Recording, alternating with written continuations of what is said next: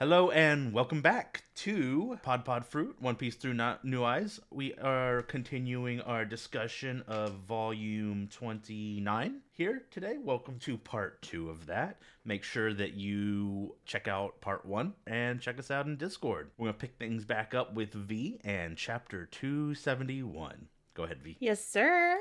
So, right off the bat, the intro image, I was so happy to see Vivi, Karoo, and Eyelashes again. Our little Alabastan friends. And Our, what is it? Extended family, yes, kinda? exactly. They're like our, the people that you call your cousins that you're not actually related to? No, I don't do that. Those are them. I had so many cousins growing up. Like, those were my closest friends, and I had no need for non-cousin cousins because it was maybe too many cousins.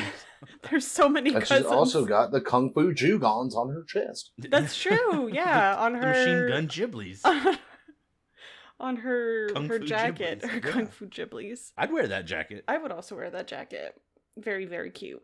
I'm looking forward to seeing them again in the canon of the story. I'm sure it will happen. I do not know when and how. You see those stairs? She's doomed to die. Okay, wait.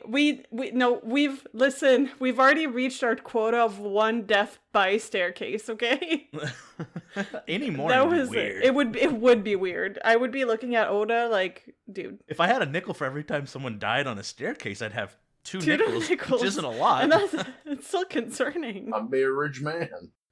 So we get OSHA. Never mind. we get back into Hey, figure they'd put in some handrails. God. That's Yeah. true. This does They not said have we'd be leaning. This does not have handrails, nor does it have any accessible, like a ramp or something. Can't walk? Too bad. Alrighty, so I love how all of page 2 is basically just Luffy being an idiot. Not only does he not realize that he was also eaten by the snake, he doesn't put two and two together that Nami telling him about having being eaten by a snake is related to the fact that they are currently inside of the snake. Those two things don't connect in his brain. A Venn diagram, but there's no middle. There's no middle. They simply do. The neurons are not touching. And, Luffy is loyal, he's strong, he has integrity, but holy fuck, what a dimwit. He is such an idiot. And Nami says exactly that at the bottom of page 3, as she realizes that the reason she was probably eaten is because Luffy was provoking the snake by trying to beat his way out of it from the inside. And she says exactly the word dimwit, so I feel validated. Does she say dimwit? Mhm. Yes, she does. Yes, bottom in of page bold 3. text. Yes. I don't have a whole lot of details for the next 2 pages, but in essence what's happening is that Wiper's trying to get Nami, Isa, and Ganfor out of the serpent. I love the art here. I think the design and the size of the serpent lends itself very well to big, impressive, large shots of it. We see it writhing and moving while Wiper's jumping in to attack, and honestly I would love to see that part of it animated. I think just the scale of the serpent makes things visually interesting to me. At page 8, we focus our attention on Zoro, and while he would like to address the whole serpent situation, he's interrupted by a heavenly warrior, and after Ohm defeats a Shandian, the vassal becomes his next obstacle as he begins to lay attacks into him over and over again. Again, not a whole lot of detail because it's pretty action heavy, but I did like seeing the different form of Ohm's Isen attacks. Given the flexible nature of his weapon, of the Iron Challenge, basically, I think it was kind of cool to see how he uses it. The Isen back, Isen fan, the fork, the flail. Just relentlessly goes at it, and it shows different forms, and I thought that was kind of cool. That reminds me of Goku's staff, kind of in Dragon Ball, where he can make it extend and track, but also Green Lantern, kind of, was able to make it take on a bunch I of think different it's much shapes. more Green Lantern. Yeah, it's just, the range of I it made me definitely- think of Goku's staff. I'm not super familiar with Green Lantern. His ring can materialize all Okay. kinds of stuff. He can turn into a hammer or a sword Or a bunch of Okay. middle cage. fingers flipping over cars and shit. Yeah. Okay, yeah, so that would check out in terms of comparison. But yeah, I thought it was pretty cool to see the different forms. I'm also always happy to see when opponents recognize each other's prowess. Both Zoro and Ohm are okay, I see you, I see what you're doing. At the bottom of page 14, when Ohm says, "Blue Sea person, you've got some interesting moves." He's okay, you're actually putting up a fight, and I can appreciate that, even though I want you to die. The bottom of page 15 sort of kicks the end of the chapter into gear with Ohm ominously saying that soon it'll just be 2 people and 2 animals. And I really like the way the next 2 or 3 pages unfold. Firstly, I love the panel at the top of page 16 with the wide shot of Ohm and Zoro and the wall standing in between them and the snake in the background. For some reason, I really like that. I did smile a little bit when in the middle of page 16, Ohm says, "You must be in charge of the Blue Sea people," which...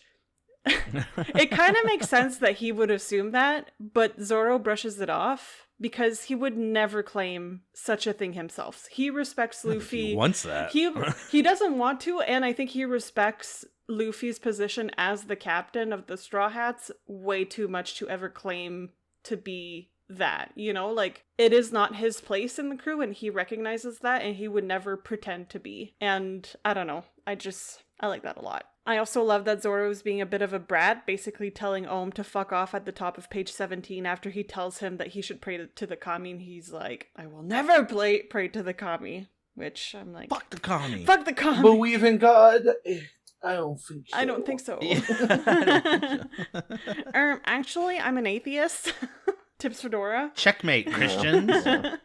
The bottom of page 17 is basically Zoro preparing his 108-pound Phoenix attack, and he unleashes it over pages 18 and 19 in a nice 2-page spread.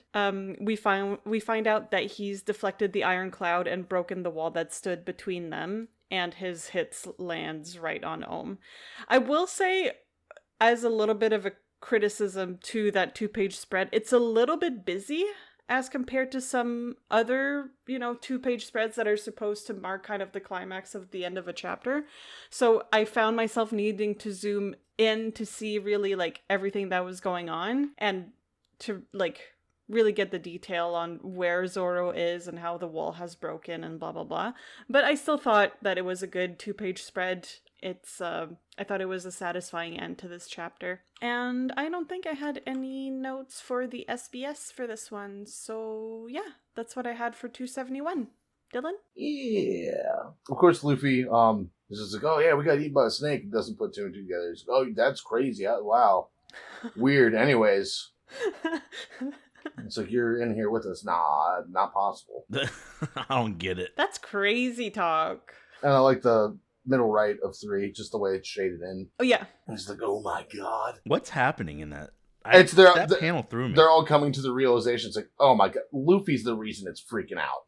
Yeah, exactly. That's what that was. Oh, okay. Yeah, because she's saying the snake ate us because it was provoked, and that's when all 3 of them realize that. Yeah. That's a crazy reaction, and it looks like something's like blowing up. Or more like somebody just got like disemboweled in front of them. Yeah. Yeah. Like, they shouldn't be that shocked. Right. You've already found Luffy inside here. Is it that much of a stretch to go from A to B? And I will admit, like, all the shots you get of like the perspective of the, I would say, I think later on he either calls it Lord of this guy or King of this guy, the giant snake. Something like that, yeah. The design of it's really cool and all the aspects, like seeing the ruins and everything in the foreground. And then when Wiper goes after it, he's like, "Oh, I'm going to cut its belly right open," and then he shoots it in the tongue. I was like, that's not at all what you said you were going to do.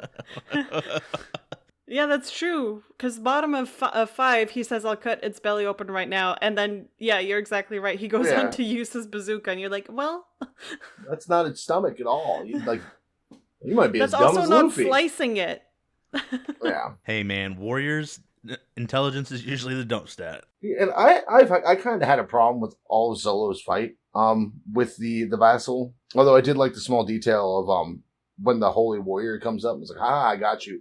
Like, Zolo doesn't even hit him with his blade. He just punches him. Yeah. Yeah, or like, you can maybe see that he hits him with the hilt, maybe? But yeah, well, he no, doesn't you can slice tell at him. the way it comes across his hands like that. So he's just punching him. He's not slicing at all. I do believe he's just punching. And that's Yeah. bottom of 9. Yeah. He may even be elbowing him, but yeah. He's holding the swords, but he's not using the swords. It's Yeah, it's because if he's going to go slice his fist one like that, it'd be turned to the side. Which, that doesn't help the viewers at all because you can't see what I was doing. But anyways.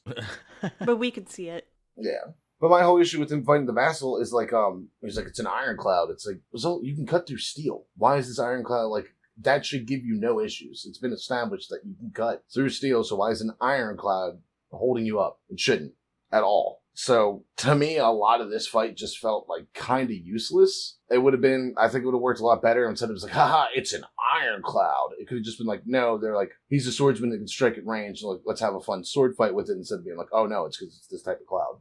That to me just felt dumb. It wasn't Zoro's best fight, and I don't think that that's necessarily a virtue of Zoro's skill. I think just you're right. It didn't feel particularly meaningful At all. Yeah. Because it's just like, it's an iron, the whole thing iron. It's like, okay, steel. It's an ironclad, and it's as hard as steel. And at no point do we feel like Zoro's life is in danger also. Like this is no threat. He's maybe annoyed at having to work around the way that this specific weapon works, but he's like, I was not like, oh gosh, is he gonna survive this one? No.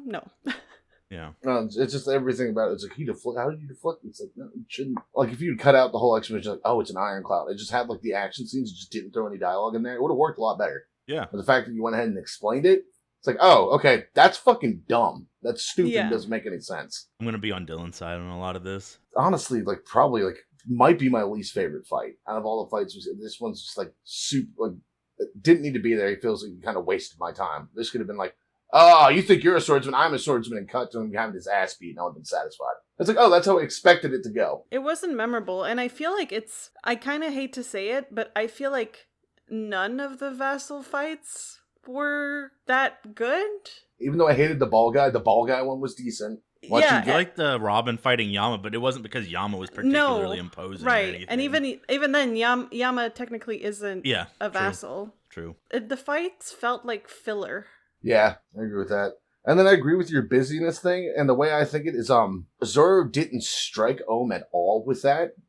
It's that he reflected the attack so hard, Ohm is being hit with his own weapon. It recoiled so hard, it sliced him to bits with his own sword. It's breaking the wall. It's breaking the wall in between them. So it's maybe like the debris and the recoil and all of that, instead of him actually hitting him. Because if you look at the panel, you see the clouds swirling crazily around him, and kind of intersecting with him at points. It's like, okay, yeah. That's like kind of like my thought is like in a lightsaber duel, if like you push back hard enough, you can force the person to cut into themselves. Whereas with normal swords, if you push back on enough, it's like, oh, it's touching my shoulder, ooh. When it's like a lightsaber, it's like, no, it's pure energy, it's just gonna cut through you. But again, yeah, honestly felt like you could have skipped it. Like, I didn't really add anything to the narrative at all for me. For a lot of it, I think, shit, you might have been able to spend more time in the stomach of them trying to figure it out, and I would have been maybe a little more entertained, but that's all I got for that one. Just looking back at like my comments on the fight, I'm seeing that most of my comments weren't related to the fight itself. They were related to like other moments in So why the does fight. Zolo still have his shirt on? You know what? That's a great question, Dylan. Okay, Sanji. Seems like a bit of a double standard. V is our Widow Sanji clone. Oh no, don't insult me like that. I appreciate Zoro for a lot more than his body. Alright. Dylan, you said you're good? Okay, so we start off with some kind of classic Luffy stuff. We're not reinventing the wheel here. When Nami's pulling on his skin, always funny. Love like body humor gags, even if it can sometimes kind of overlap into body horror, but it's always funny. And he's a stretchy guy. Good stuff. Page 3, I didn't quite understand. You guys gave me some illumination, but we touched on it. It's a weird use of like darkness and contrast and like intensity for if we're to believe that they're just reacting to their realization. Yeah, the wiper stuff that could have taken a little bit more. I would have liked to have seen more of that. That was more interesting, I thought, than the Zoro fight as well. I did also, just like Dylan pointed out, really like the fact that Zoro just handles the Heavenly Warrior guy just seconds flat. Yeah, it's essentially a backhand. He's barely an inconvenience. It's like, get the fuck out of the way, bitch. Exactly. That was good characterization. Shows power, and yeah. So I'm going to agree with a lot of Dylan's points here. But I think the one that really drives at the core of it is that none of the vassals really have been particularly impressive And this one's no different. I think V, you had a good point that the weapon is at least interesting. We do get to see it used a number of different ways, but I can't help but feel like it could have been more. This feels like it happened and then it's gone, and then I'm having to like look back and see like, wait, what? Yeah. It was quick, and we've taken issue with action-y stuff in the manga. You know, sometimes you have to tell more with little, more with less, when you're drawing it in black and white. So I think it suffers from that a lot. And yeah, it's just like Zoro should be able to handle this guy, and he kind of does, but yeah, I'm just gonna say what Dylan said times two. Here. It's kind of boring. It had some good moments. His final attack was a little corny. I mean, he's like counting down the first 36 pound, second 72 pound, third 108. Like, what are you talking about? I don't get it. And the final panel's cool enough. There's hardly any bad 2-page spreads, you know? No. Good, but it's not great. And yeah, I would put it towards the bottom of like just like definitely fights in Skypiea, and maybe fights of the series so far. Would have liked to have seen more. So overall, for this chapter, you know, with all that is going on and all that came before, this was an odd chapter. In one aspect, it felt like more of the same, and then it just kind of ends, and I don't know why we were doing this besides to remove the vassal.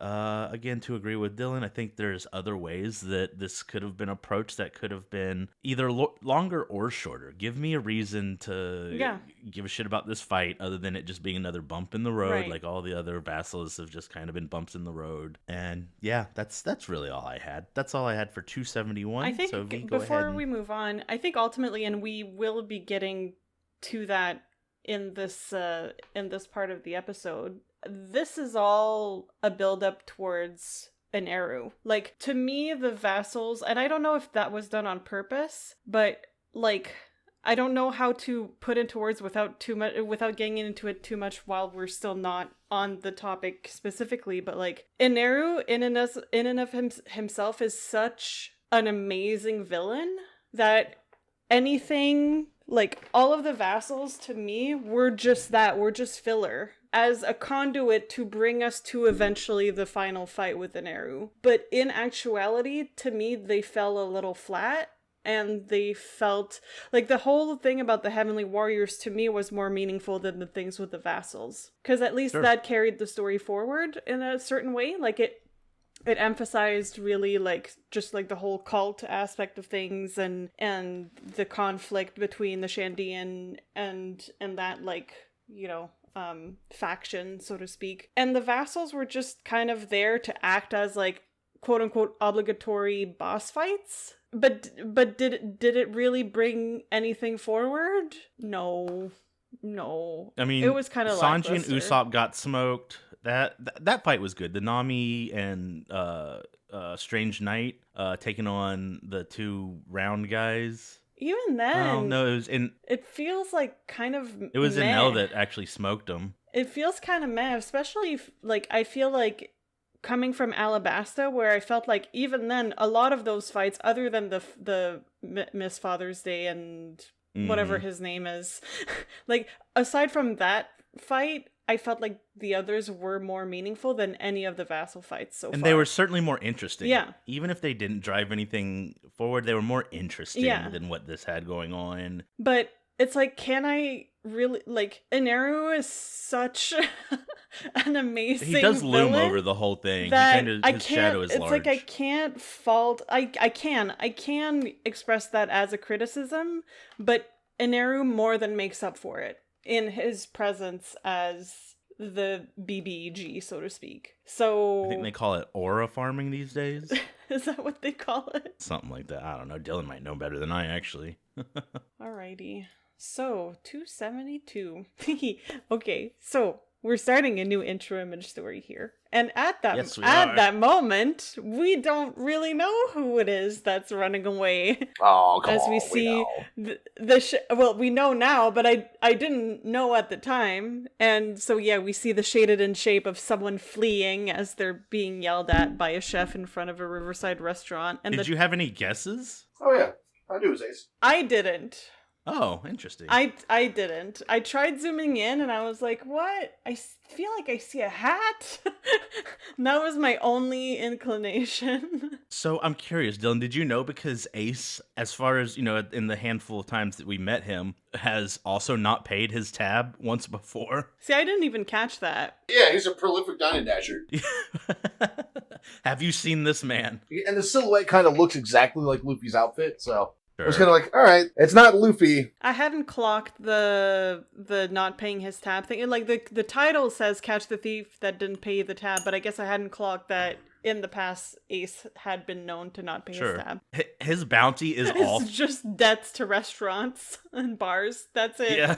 That's what his bounty is. Have you seen this man? I don't know what, but the restaurant imagery kind of reminds me of like a little bit, not 100%, but of like the restaurant in Porco Rosso. Kind of gives me that vibe. It gives me the vibe that I want to be there. Yeah. I would eat pasta by the river. My God, please. I mean, I would eat pasta all the time, but like, I do love pasta.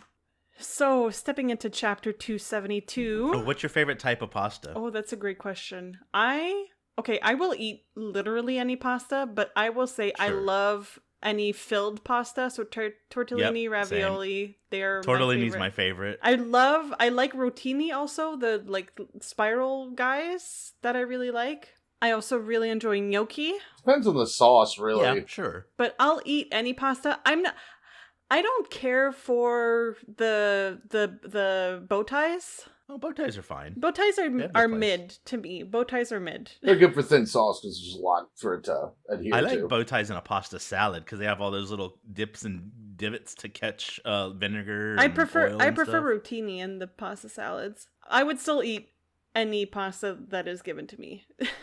I've never had it, but like soba and udon, seeing like a bunch of videos and seeing those a lot, and like how it's like it looks like a pretty hearty noodle. They're both very good. I think I would fuck with those super hard. Yeah. Udon especially is a thicker noodle, and it's like it has a really nice chew to it. So, yeah. But yeah, ravioli and tortellini would be my favorites. Any sauce, those will usually fucking slap. Mm-hmm. It's nice and hearty. Tortellini especially because it has all the little divots and the holes and yeah. Anyway, sorry.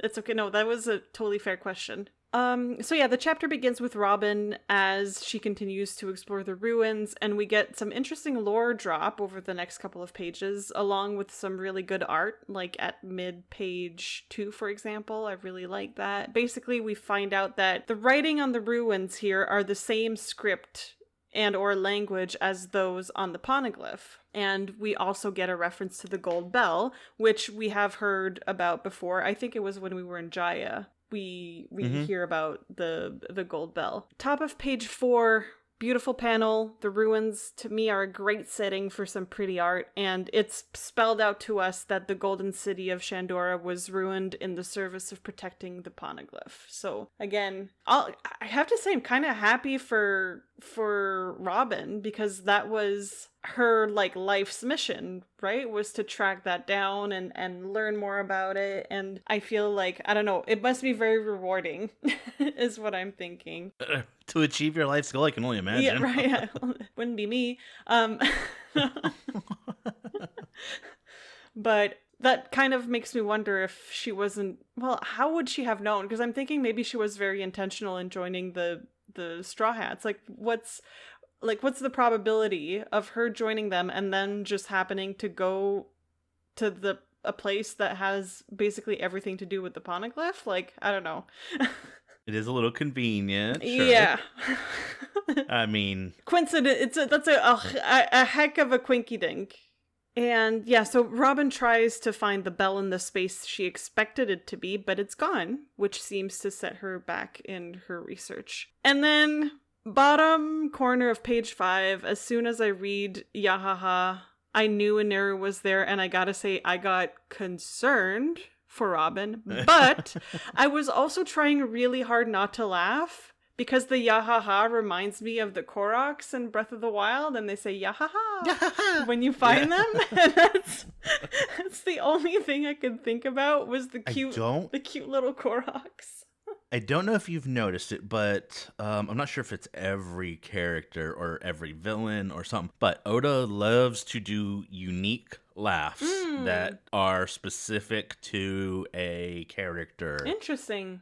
I don't think I'd noticed before, but that makes sense. I'll keep a closer eye on that. You can keep going, but I'm going to look up some examples that we've seen. Yeah.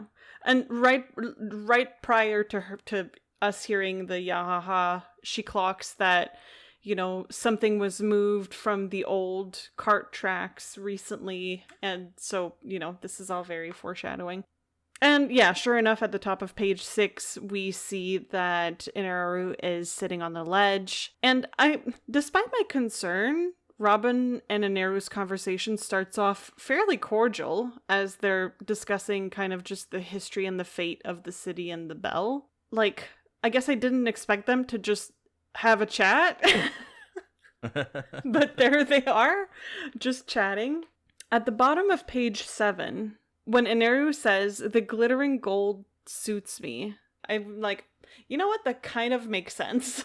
He does have a certain, like, aspect to him that is a little bit flamboyant in a way. Oh, certainly. And yeah, I felt like that really just kind of drove that point forward. At the top of page 9, it seems like Inaru has a mind to find the golden bell, which is assumed to still be in the sky. Although the way he says the elders called it the island's singing voice, it kind of had me wondering if there isn't more to it than it just being a big bell made out of gold. Like, I don't know. I haven't seen it. But more to come. But yeah, it's just, I don't know. Maybe it is really just a bell because a bell does quote unquote sing, I suppose. But I don't know. It felt a little, what's the word I'm looking for? Like, ceremonial or noble to give a bell a name like that. But I guess they do give bells names. Liberty Bell.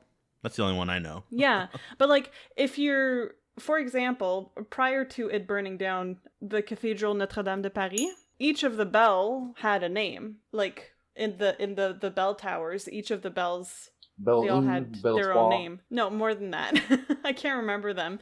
But yeah, I'm just thinking out loud. But at first I kind of clogged that as like, I don't know, maybe it means something else. Maybe it's, you know, more than just a bell. But we will see. And at the bottom of page 9, Robin also has hope to find the poneglyph up here, which again, we will see. I feel like a lot of the lore gets kind of dumped in this chapter and we don't have a whole lot of answers. Not quite yet anyway, but like I said, we will see. I'm sure it's all gonna make sense. Bottom of page 9, Inaru says, "I sense a maggot on the edge of the island." Who's the maggot? You see later. Do we?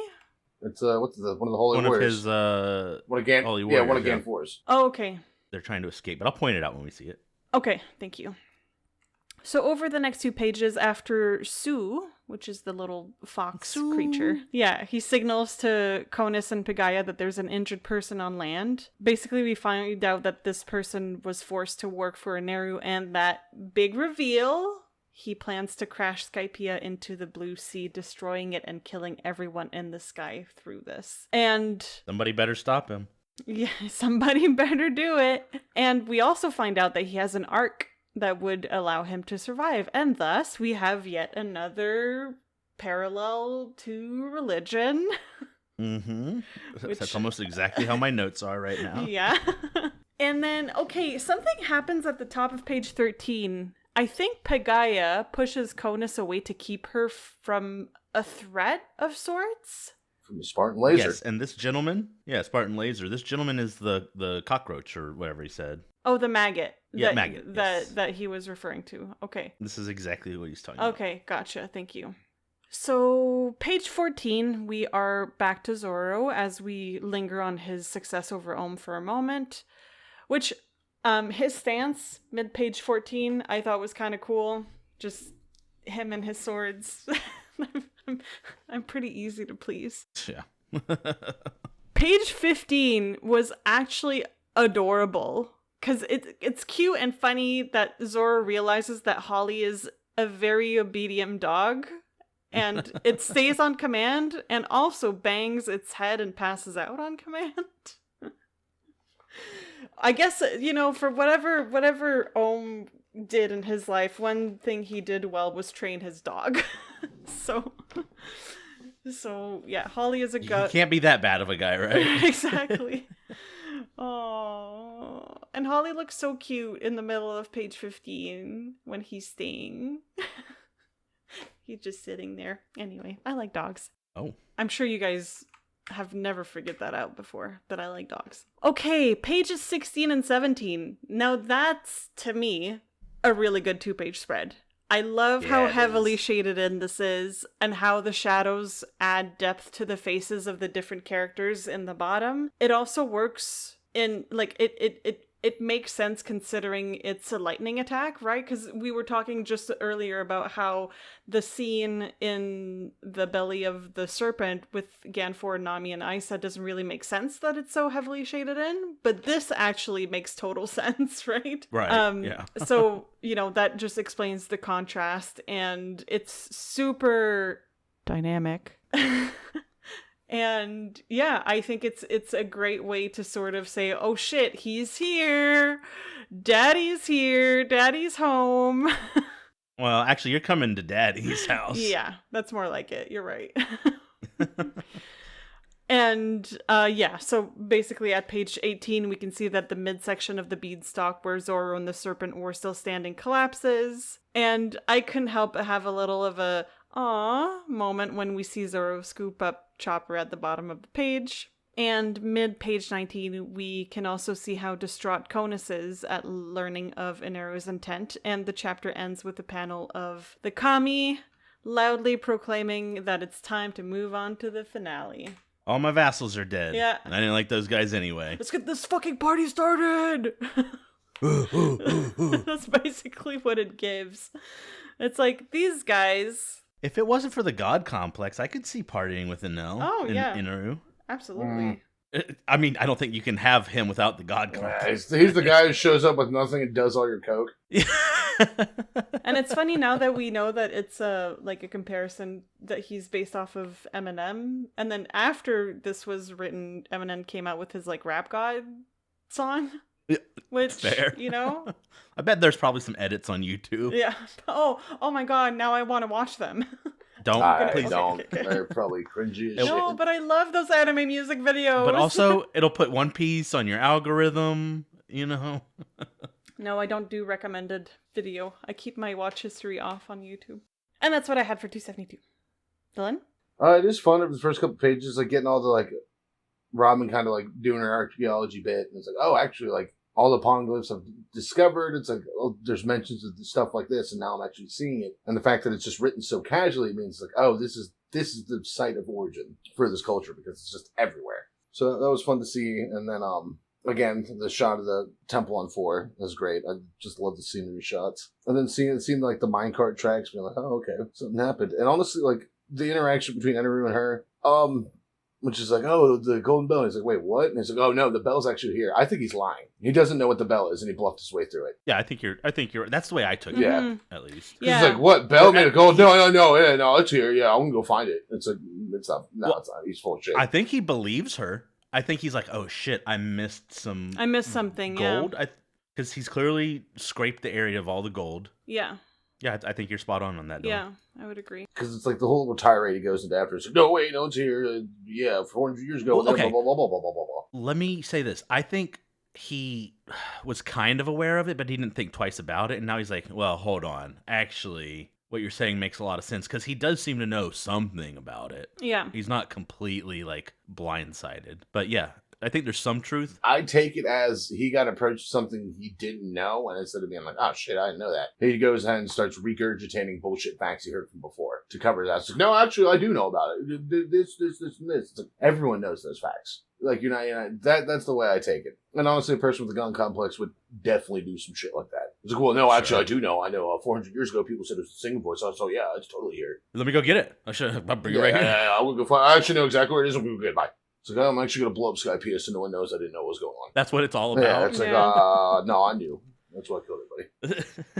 And then this one to see that pretty much, I think it's a period of 6 years, but all of the holy warriors that were sided with Ganfor were pretty much pressed into slave labor to strip all the gold out and then build this ark they talk about. And then one of them finally gets away. It's like, holy shit, we just finished. He's going to destroy everything. You need to flee. Fly, you fools. And then father doing father stuff. He throws, I forget his name, but throws his daughter away right before Canis. Canis. Or she's Canis. He's Pagaya. Yeah, he's that's it. Pagaya. Before you see the lightning strike smash in. And it is funny with, Zilla being like, oh shit, stay. Please, no, stay. Don't kill me. It's like, oh wait, you'll follow any command. All right, go ahead and smash your head in and black out. That does it. That was funny. And then the shaded in half page to 3/4 page panel with them going after the snake is really cool. A lot going on in it. Super detailed too. Yeah. So all that stuff. And then you just see fucking Enru basically just being like the shithead who always plays Pikachu in Super Smash Bros. That's me. He's sitting below and just casting Thunderbolt. You gonna get me Thunderbolt? Pikachu's not my main, but I do love hitting you with some fucking... It's Thunder, not Thunderbolt. Whatever. Yeah. Thunder. And then after he does that, you see I think we talked about it last time, but Robin instantly says that, oh, he has Logia powers. You remember the explanation? Yeah, you broke it I down think it's for actually us. explained in this one of the SBSs here or soon. Well, it's there's classifications of different powers. The animal ones are all called something. Zoan. Certain, as I think Luffy's in another Luffy. Yeah, there's Zoan, which is animal. Logia, which is transforms into or utilizes the power of elements, and Paramecia, which is catch-all. Yeah, so I think Luffy, Buggy, Albedo are all Robin. things. Yeah. Robin, yeah.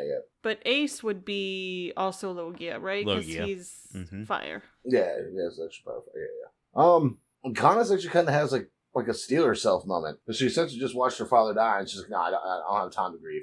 I have to warn everyone. There's no time. And that was, seeing something like that, it's like, oh shit, okay. Potentially just saw, I say potentially because fucking doesn't ever happen. But, you saw your father die. And it's like, oh my god, oh my god, oh my god. You're like, no, there's shit I gotta do. I gotta get back and warn people and try and save people. Well, we don't see him dying. Yeah, no, at this point, we get the assuming that it'll the never thunder happen. crash and stuff, yeah. There'll be a couple deaths that are One worth Piece, sticking where around for. everyone's Jesus. But, One piece of my body. yeah. One piece of my blood. Yeah. Amen. In the name of the Father, the Son, and the Devil Fruit. Yeah. That's all I got. Well, that was a good one to end on. Yep. 272. This is going to be quick. Robin's journey throughout this has been the most interesting. I do think there's something to be said for the, and V, you may correct me if I'm using this word incorrectly, but the serendipitous nature of these encounters, but such is story or shonens, oftentimes, such is life. C'est la vie, V. C'est la vie. Vivi. Alabasta. It's all coming together. Anyway, I'm sorry. It's all connected.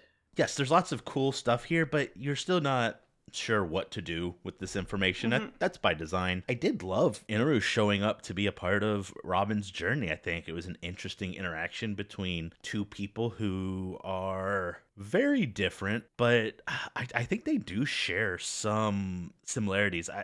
As much as Inaru is, in fact, vain and self-absorbed, I think that he is far from a goon, like most of the Straw Hats. Yeah. I think he is thoughtful about how he does things. He's maybe a little risky, but I think it's all calculated. I think he is calculated, and I think Robin is too. That's the biggest line I want to draw. But also they're very different. I don't know. I love their interaction. I thought it was cool. This whole part of the story really slows down and lets you just take in the grand nature of these ruins, and then Inaru presents himself on top of all that. He's literally sitting on top of the ruins, talking down to her. I think it's all very nice and well done and interesting. And then you get the reveal that he's got a arc that he's going to use to escape. I liked you guys's... Well, actually, let me rewind a little bit. The Canis Pagaya stuff was cool. It was intense. That's really all I have to say about that. It was good.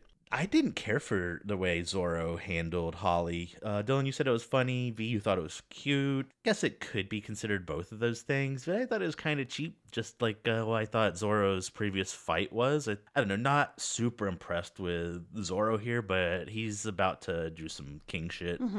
We'll get there.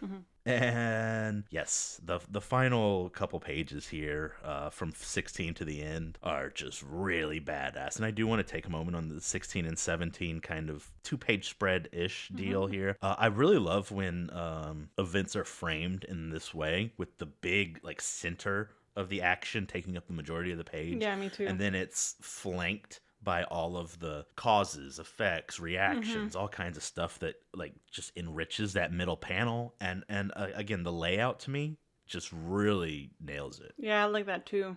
Yeah, it really takes you on a journey, and you can pop back and forth, and you always have that big picture to kind of ground everything around it. I think that that's really good. But yeah, that whole scene was badass. Inaru yahahaing, let's move on to the finale, was really good. You know, Robin, like, just essentially helpless to an extent, just yelling, like, what the fuck? Yeah. And yeah, it was all good. It was very chaotic, but not once did I feel like I was trying to catch up or, you know, just figure out what the heck's going on. I thought it was all very clear, and overall, I didn't have much to say, but I did enjoy this. The Robin section was awesome, and the ending was intense.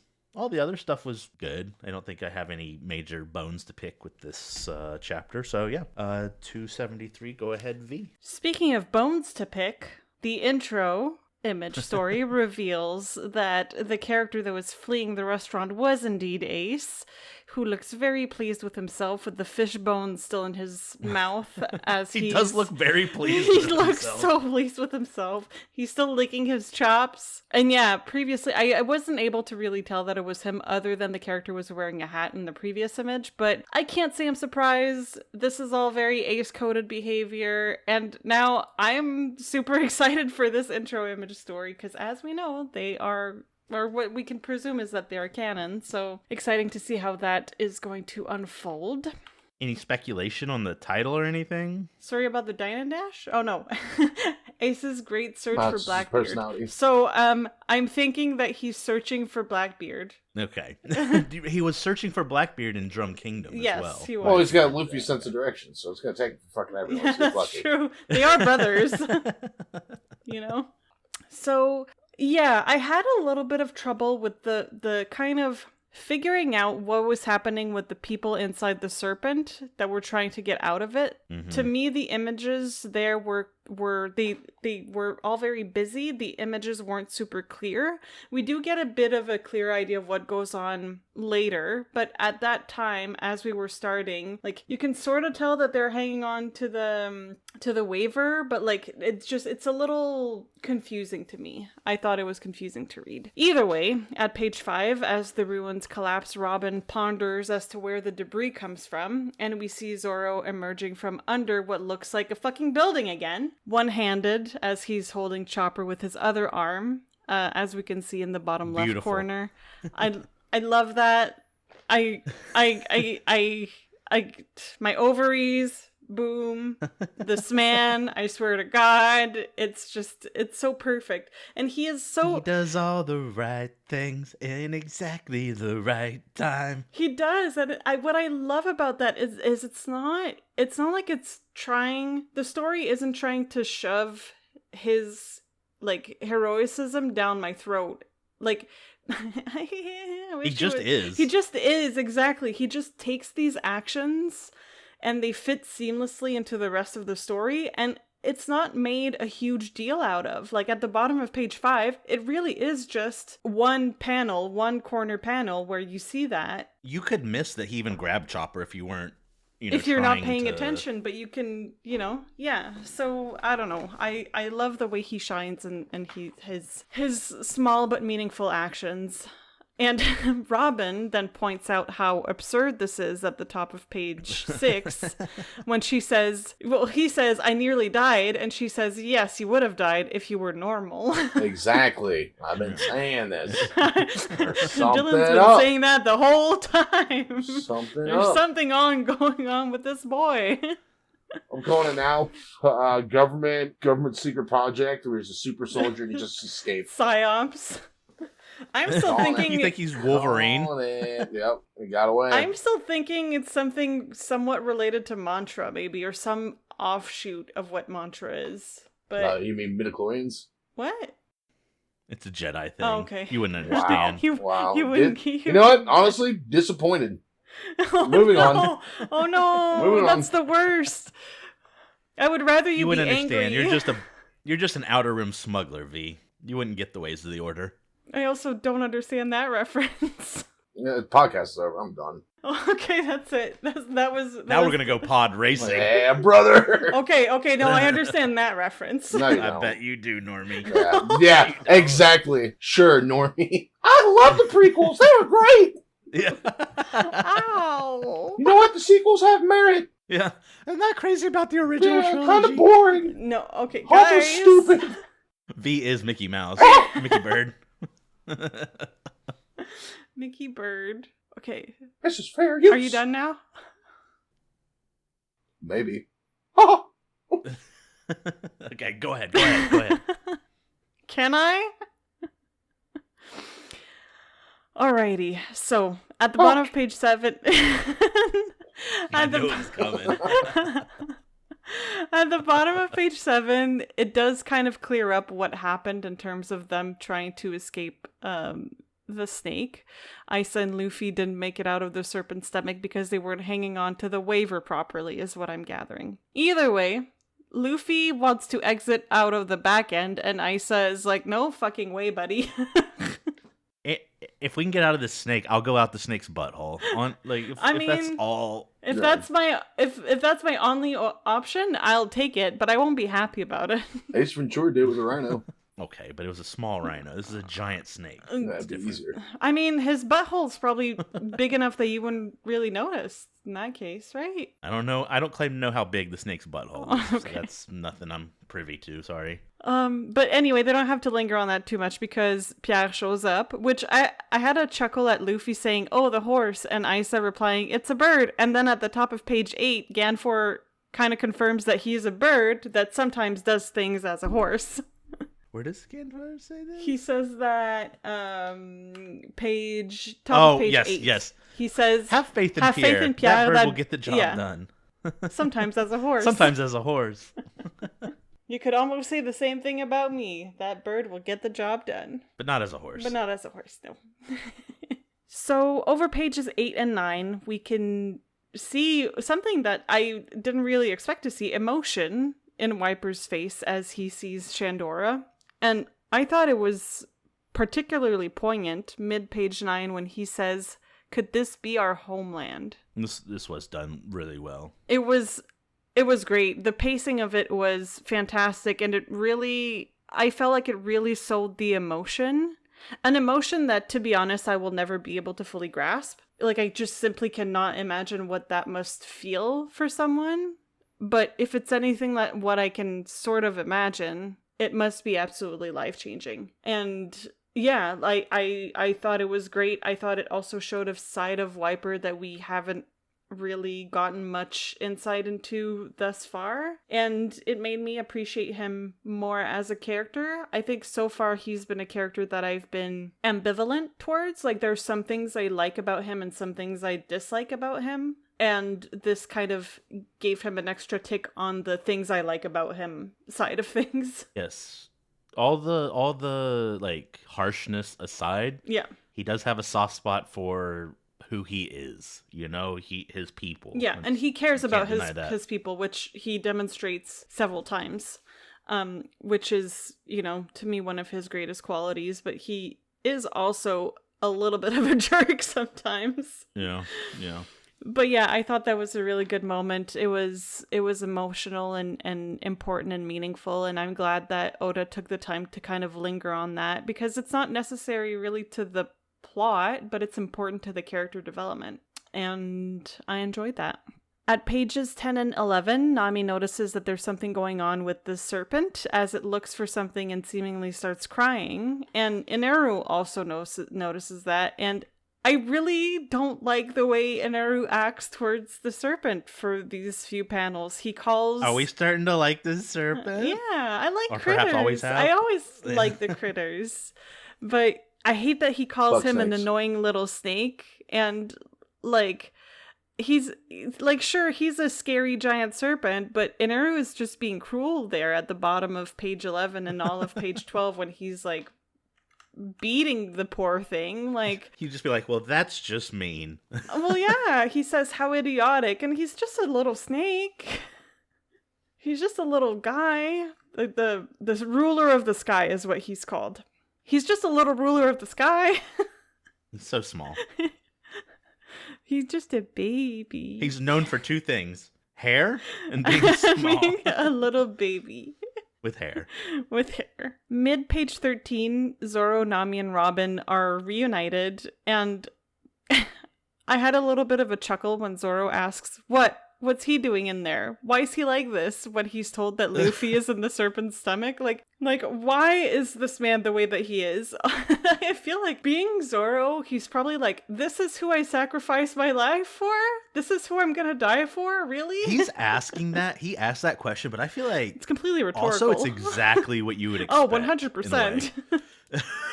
But I feel like he can't help but be exasperated by it. You know what I mean? Yeah. Like, it is what it is. The bar just keeps... I know. The bar keeps raising. Or lowering. Yeah. And yet, still, we are surprised by how low Luffy can go. Yeah, the bottom of page 13 shows us the collapsing snake, and I was a little sad. I'm happy that they can get out of him, but like, I don't know, he was just a critter. I have a lot of empathy for the critters. He's just a baby. Nope, that is a snake. Nope, we got copperheads. No. A baby snake.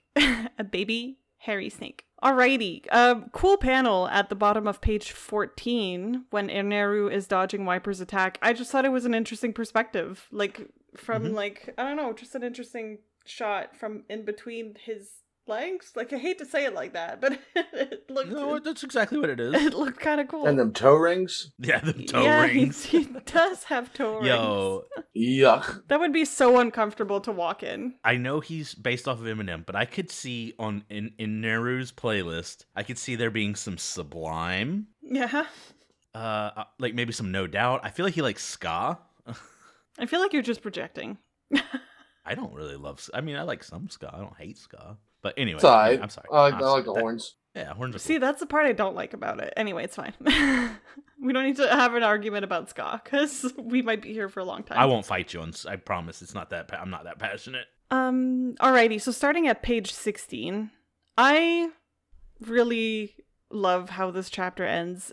Eneru, and I'm going to get into it a little bit more later, but Eneru has really grown into a proper villain, and his speech about this all being a survival game and him not being wrong in his prediction really drives that point forward. But we cannot forget that the people that he is facing are fierce, they are headstrong, they are passionate, and they show that at pages 18 and 19. Eneru asks them, will you fight amongst yourselves, or shall I obliterate one of you? And after just a moment of quiet, they all say that they would rather not, and they turn their weapons on Eneru, telling him that he's the one that should disappear. Yeah. That was so... There's actually a One Piece card for that. That was so good. That was such a good moment. I love that. Which, that whole page 19 is great. I love the image of them raising their weapons towards Eneru as he's floating, and then the close-up of Eneru's shaded-in face at the bottom when he simply states, a bad choice. Yeah. Yeah, it's so well done. It's so good. And he still... It's dripping. He still looks so fucking confident. And I both love it and hate it. Like, it makes me want to, like, put my hands around his neck and wring it. Like, I just kind of want to strangle him. But at the same time... Yeah, he'd kill the shit out of you. Oh, yeah, absolutely he would. But, like, he's infuriating, but at the same time, like you said, he's fucking dripping. Like, the Riz, he is so charismatic, actually. He's full of pasta and, oh, God, what's... Something swagoo. Swagoo instead of ragu? Yeah, exactly. That's the bit. I don't know how to bridge from A to B, but yeah. I'm sure it's funny. It was so funny. And that's what I had for 273. We're gonna end on swagoo. Yuck. Dylan. Again, disappointed. I'm okay with you being disappointed in me. V's the one who has trouble with it. He never said he was disappointed in you. He is clearly just disappointed in me, and I'm the one who said swagoo. I think he's still thinking about my lack of knowledge of the Star Wars references. First and foremost, how dare you? Listen, I've watched all of them once. Clearly not. Well, she has. I was there. Yeah, I watched them when we watched them all together. Oh yeah, but then we'll talk about it later. Okay. Yeah, now. I feel like I'm gonna be scolded or something. I'm a little scared. But yeah, with the snake fall and everything, the inside of the stomach, it was just like, I took it as like, all right, they're going to use the waiver and just ride the stomach acid out, was my idea. And then you hear, it's like, oh, wait, he's holding onto the exhaust pipe. Well, although it's a dial, I forget how they explain the dash. It's like, it wouldn't have an exhaust pipe. That's not how it would work. I get it. Normally, yeah, if it was a motorcycle. They fell off the waiver. Yeah. It's another situation where extra information doesn't help, because I wouldn't have questioned it if they had just if they're just like, oh, it's a waiver, it rides on the clouds. It's like, oh, okay, cool. It's like, oh no, it's because the dial lets it do it. It's like, oh, it's like, well, exhaust pipe. It's like, well, no, it doesn't have an engine. All right, Yeah. What? It's like going into depth to establish how a thing works, and then being like, yeah, no, something that doesn't work that way. There are certain things that if you just hand wave it, I will not try to look behind the curtain. I promise. It's like it's a jet ski, but not. It's like, oh, good enough. Right. Cool. Yeah. I can see falling off the back of the jet ski. Me too. That's all I need to know. All I need to know is that it's a jet ski, but on clouds.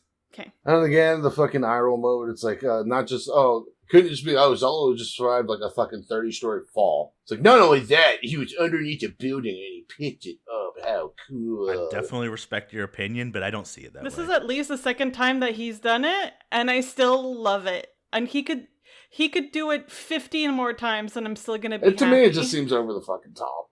It's like, yeah, I get it, but it's like, 30 stories and he picked up a building. It's like, oh, fuck. He's perfection. No, sure, why not? The interactions that the snake have, like, right after that are really fucking confusing and hard to see what's going on. I'm glad it's not just me, honestly. Because, it's like squeeze, gulp. It's like, is it drinking cloud? Because we've seen it drink the clouds before, but it's just the way it's drawn. It's like, what the fuck's going on here? It's not very clear. Yeah, at all.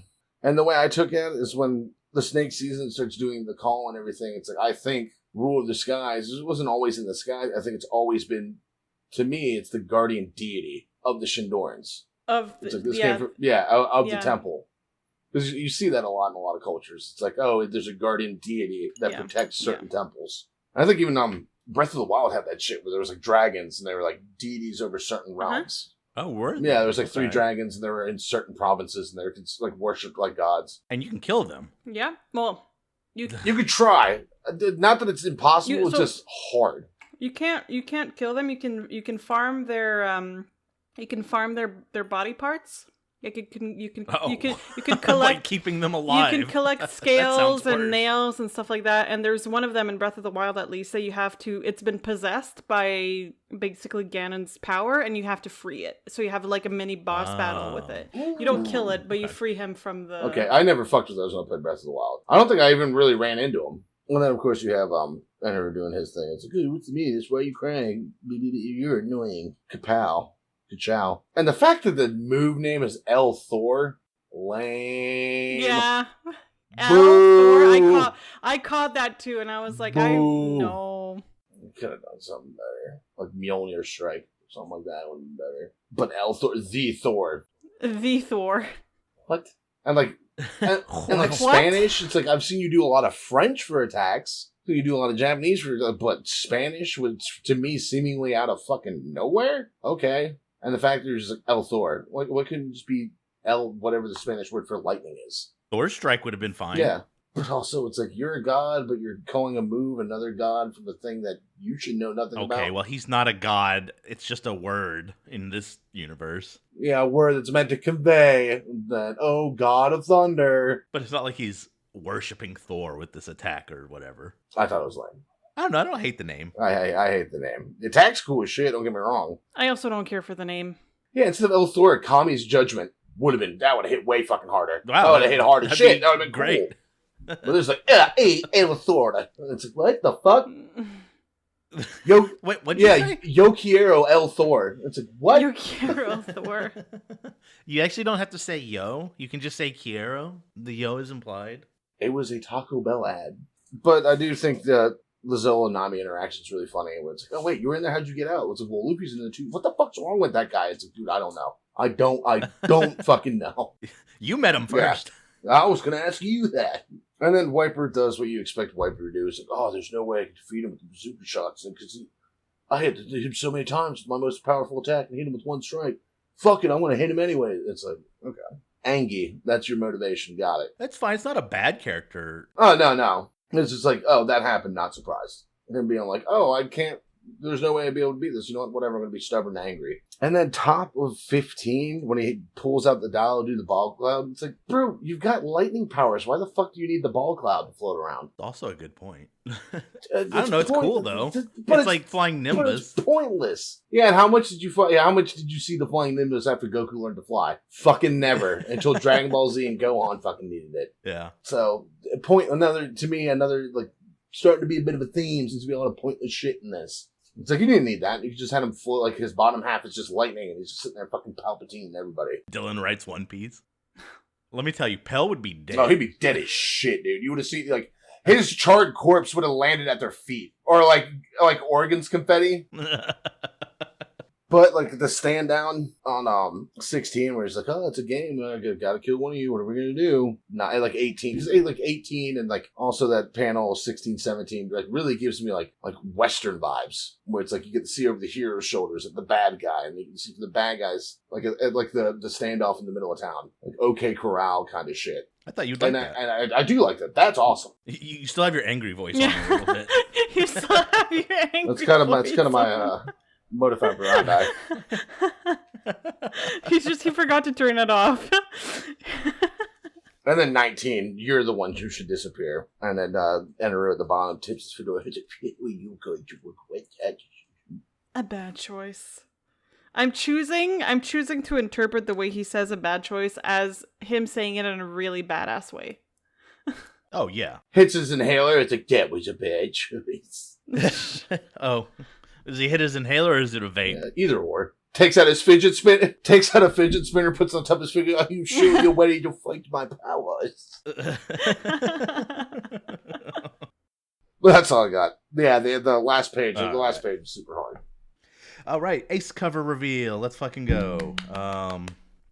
So we talked about it last episode, I think, but I think I had some issues with the snake as a plot device, as essentially just a keep Luffy out of the action device, so to speak. But it does kind of endear itself, especially here and over the previous chapter or two. It does kind of become a part of the story in a way that I think is grander than I had remembered and that I had commented on. So you know what? I'll go ahead and say that I'm on Team Snake. Yay! Let's go, Ruler of the Sky. You didn't deserve that treatment. You are just trying to be a snake. Can't fault him for that. I'm trying to be a snake too. Yeah. And then yes, I do want to agree with you guys, especially on the snake stuff. I think that Oda took on some very complex, and this is gonna sound weird, but some like complex physical interactions here, I guess. He's doing people falling, the body is twisting, and you're looking at gravity and biology and interplay between all kinds of different forces here. And all that is to say that it just doesn't come out in a neat, orderly way. The following couple pages leaves you questioning whether you actually understand what you think you're understanding, and I don't think it's so complex that you really have to sit on it. You can just take a couple highlights and move on, but that's what we're here for, the finer details. It's a little messy. It's not that you can't extract the meaning out of it, but it's not as clean as some other things, and it just I hate that I have to like zoom in and try to understand a scene, right? And I can only imagine if I had the physical copy of the book, like how close would I need to get it to my face to really understand the way that the scene is unfolding. But right. It's a nitpick, but like you're saying, it is. That's kind of the point of this, is we are kind of trying to dive into the contents, not only of the story, but of just the way that the manga is written. We're trying to maybe analyze it to the point of maybe overanalyzing it. Yeah, we could make these episodes 30 minutes. Oh, yeah. Hey, did you like this chapter? Yeah. Dylan, did you like it? Not really. Kind of lame. I kind of liked it. Next. Yeah. But that's not the point of this, so... Yeah. So, again, our nitpicks are some people's, like, non-issues completely. And sometimes they're non-issues for us. But I do think that when you have to take some time to move through, you're no longer ripping through, you know? I want to be, like, all in, glued to the page, glued to the next panel, ready. And if I have to break that flow, it's not ideal. Over page 4, I've said this before. I think we all have had said something to the effect of this, but Ganfor continues to impress. Mm-hmm. He is a great like ally character of all the allied characters we've seen so far. Snapshot to our future recap. Ganfor is absolutely top tier, like Straw Hat ally. He fucking shows up, man. He shows up. He's funny. He's thoughtful. He's old as shit, man, and he's still, fucking going for it. It warms my heart. It really does. And we see here, and this is something that I will always point out whenever I see it, but again, Robin refers to Zoro as swordsman, and Nami she has referred to in the past as navigator. It's just a fun quirk. I like it. I like the consistency. I kind of take that as she hasn't created a personal relationship with any of them yet. So it's like, oh, this is your role. So I will refer to you as your role. Yeah, but no one else has had that hang up. She has her own special hang ups. Oh, yes. And I think that's... she's an adult amongst children, as I just maybe it's recently by found virtue... out. Yeah, that's what I was thinking. Yeah. Maybe it's by virtue of her being an adult and also having recently left an organization in which hierarchy was very important. I think maybe she has... I think it's more column B. That innate understanding of I refer to someone by their title and what, like, their place in the hierarchy or the organization, right? It's kind of like I don't know you like that, so I'm not going to assume anything, which is how I approach a lot of situations. I try to make no assumptions, try to just keep everything blank canvas until things start to be filled in. Anyway, page 6, I was not sure what the snake was doing here. Again, I think a lot of this chapter is very cluttered. The panels... Maybe the story's paced just fine, but the panels are just like, does something to my brain that makes it difficult to stay on task. And yeah, it's just a lot happening very quickly, which can lend itself. But like, for example, we'll go back to 6. I mean, it just makes a difficult to understand mess once again. Again, feeling bad for the snake. That's going to continue to get worse. This poor guy's just trying to live his life. Let's go ahead and skip to the good bits. Let's pop over to 16, 17, 18, and 19. This is how you end a chapter. This is absolutely a class on how to get in. Like, this feels like another step on the ladder. Like, it feels like we've actually made a meaningful progress towards the end, especially this little double page on 16, 17. And I said I would bring up this point once more, but again, we have that panel, the layout, flanked by all of the context going around it. But you know that this panel right here that dominates the page is what all of this is happening in, and I love it. It's a really great way to tell like an epic moment and put dialogue in it and make it all kind of tie together very nicely. Also, Nami getting called out was kind of funny. She was like, okay, good thing he hasn't seen me. I can't have 6 people left. She's like, eek, he knows I'm here. Yeah. It's cute. She's like covering her mouth like that's gonna help. He already knows, sweetie. It's not like he can, well, maybe he can hear you, but that's not the point. He can just feel her. Yeah. It's all good. I thought this was 4 fantastic pages that spring together to have people really defy Inaru in a way that we haven't seen. I don't think he has seen it also, that defiance. Perhaps not. It was great. It was great. I couldn't pick one thing out. Well, no, I will actually. The final page. Out of all of it, the final page hits where they're all pointing their weapons at him, and then he also is defiant. It's just a series of brats bratting off. Yeah. A bad choice. And yeah, overall, this chapter was good, but I got lost in some of the more chaotic moments, which felt more frequent here than they had, and that's been a sin of this chapter quite a bit, or this volume quite a bit, at least the second half. There were some truly epic moments, memorable indeed, that lift this chapter to being good bit above average. Again, I don't care to give it a number, but it was up there. 274 will be V. Yeah.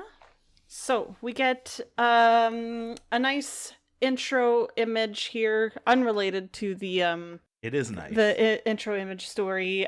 Special shout out to Zoro having a drink in the back of the carriage. Also, Usopp and Chopper hanging on for dear life as the horses are careening down what I imagine is a bridge. And Luffy is, for some reason, not on the carriage. He's riding a bicycle. He marches to the beat of his own drum. God, can you not judge him for 1 minute? I'm not judging him. I just noticed things. Extra down on that one. She's like, look at that idiot on a bike. I should put a... Yeah, oh god, those are some of the funniest fucking videos in the goddamn world. That would be funny. If it's Luffy, though, Luffy isn't going to get hurt. It's fine. Oh, it's fine to attack people if they don't get hurt. Have you ever seen the one where like kids playing basketball, like some girls go by on bicycles, like, what's up, ladies? Like, fuck you! And he just chucks it and nails the chick's front tire and she fucking... Oh my god. Eats shit hard as fuck. Hilarious. I've also not seen it. I have an issue where I can't watch a video online that seems too good to be true without thinking it was all set up. Oh, same. No, she ate shit. I saw the way she hit the ground with her face take first. Everything with a grain of salt. Yeah. Anyway. So chapter 274 starts with a flashback from when Ganfor was Kami, and right off the bat he is questioning whether or not their motives and actions towards the Shandian are good. He straight up says, "Are we the evil ones? Are we the bad guys?" Are we the bad guys? That's basically it. His advisor does the whole colonizer spiel, and to be honest, I take a lot of issue with it. We didn't take it, but it is ours now. I hate his super flawed rhetoric of, oh, well, our ancestors took it from them, now we have to defend it. And I got even more pissed off when at the top of page 4 he says, there's no point in offering sympathy to those who don't accept it. They don't want sympathy. Yeah, well, if anything, it inflames them even more. I kind of get that. So I feel so bad for you. It's like, fuck you, I don't ask for that. Like, you're just going to piss them off. It's maybe your ancestors did something horrific, and instead of feeling like you're owed this land that has never actually belonged to you in the first place, you should reflect on it and aim to make it right. Like, maybe you should do that. Maybe you should reflect. And like, maybe it shows that this is a topic that I take very seriously. I understand. I don't mind the jokes, but I will not make the jokes because to me this is no laughing matter. I think it's horrible, and we still very much feel the effects of this to this day. And yeah, I think it sucks and it's horrible, and fuck colonizers. The flashback ends with Inaru intruding, and we are back to present time at page 5, where we see a few Skypian kids talk about Conus. This also left me a little bit conflicted in the way that I felt about the sequence of events. I feel like these children are indoctrinated, and that's all they've known. So I can't be too mad at them for the way that they think, but... You know, the Hitler Youth vibes? Yeah, absolutely. And judging by what happens at page 6, where Conus is on her way to warn the people of Veneru's intent, I have the feeling and the hope that the paradigm will shift. And I think, so am I wrong to assume that the man that told Conus about this and about the arc is the kid's dad at the top of page 6? Because he says, like... I assume it is, because if you look at their faces, you can see a lot of it. You can see a lot of them there. Okay. Well, because the kid's got more of like a chubby kid face, but like you think...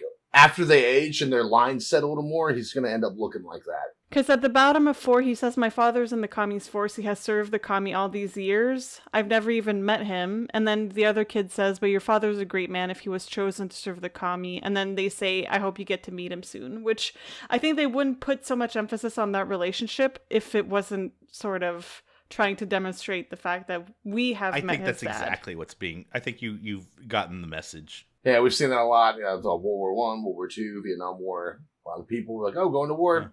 Yeah. Let me extend my family line before I don't have a chance." Yeah, and it's. I think it's very sad that they will never get to meet, and it's even sadder that the child is kind of unknowingly defending the man who aims to be the downfall of their world. But that is indoctrination. That's how it works. The way I'm reading it, his father isn't on board for the downfall of their land. This is one of the guys who's pressed into slave labor. Yes, he was, but he didn't know that. Well, yeah, he didn't know that. Well, and they don't know that. The kid is saying, my father says they're very bad people who disobeyed the kami. That's another kid, but yeah, that's right. They've helped the evil blue sea people. I think, to me, it's clear that these are children that are just spitting out what their parents being told them. taught, right? Yeah. So yeah, I thought that was kind of sad. And then at page 7, we are back to the Eneru confrontation. Don't have a whole lot of details, but we get more insight on Eneru's motivations, and turns out that he's a fucking narcissistic psychopath. And he is thrilled to sacrifice literally everyone else's literal lives to possess the Endless Vars. And a lot of the shit he says over the next few pages, like, as I was reading it, would send shivers down my spine. Like, at the top of page 10, he says, "That is the paradise I seek, a land that is worthy of me." Like, a land that is worthy of me. Oh my gosh, it's so conceited.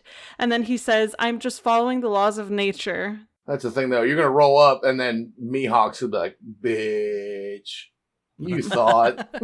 I wish. And then he says, "I'm just following the laws of nature. That is how it should be. I will drag all humans down from the sky." Mid-page 11. And overall, his whole speech is giving, like, I don't know, what's worse than a dictator? Like, it's on, like, he doesn't really want to rule over anyone. He just thinks that he is so far emperor above everyone else that he would just rather annihilate them. Well, it's owed to him. And well, his thing is like, well, this is Earth. We're not on Earth. We're in the sky.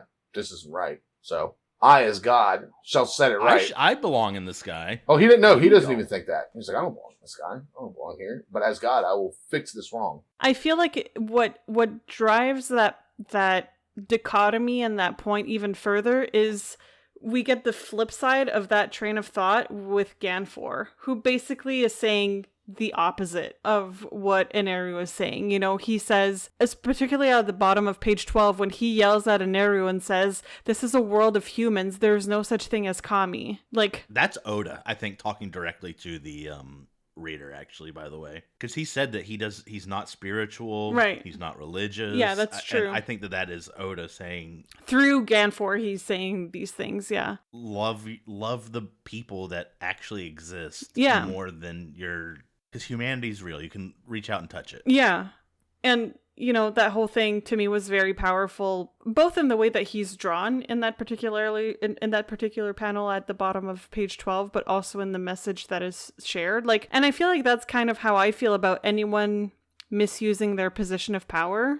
Like, you are just a human. We're all just human beings. And fundamentally, there's literally nothing that makes anyone better than the rest. Like, and I just thought that was a very powerful message, particularly coming from this specific character in this specific context. Like, someone who previously was in a position of power the way that Eneru was, but that recognized their shortcomings, that recognized that the actions that had been taken previously were wrong, and that he didn't let it get to his head, even though he might have, like, he could have, right? And that speaks a lot to Ganfor's character. Can I add something to that? Sure. I don't think he sees himself as without fault. I think we've also seen in the past where he's like, yes, I have done some right, but bad he can things. Reflect on that. Yeah, and I think that that's super important. Absolutely.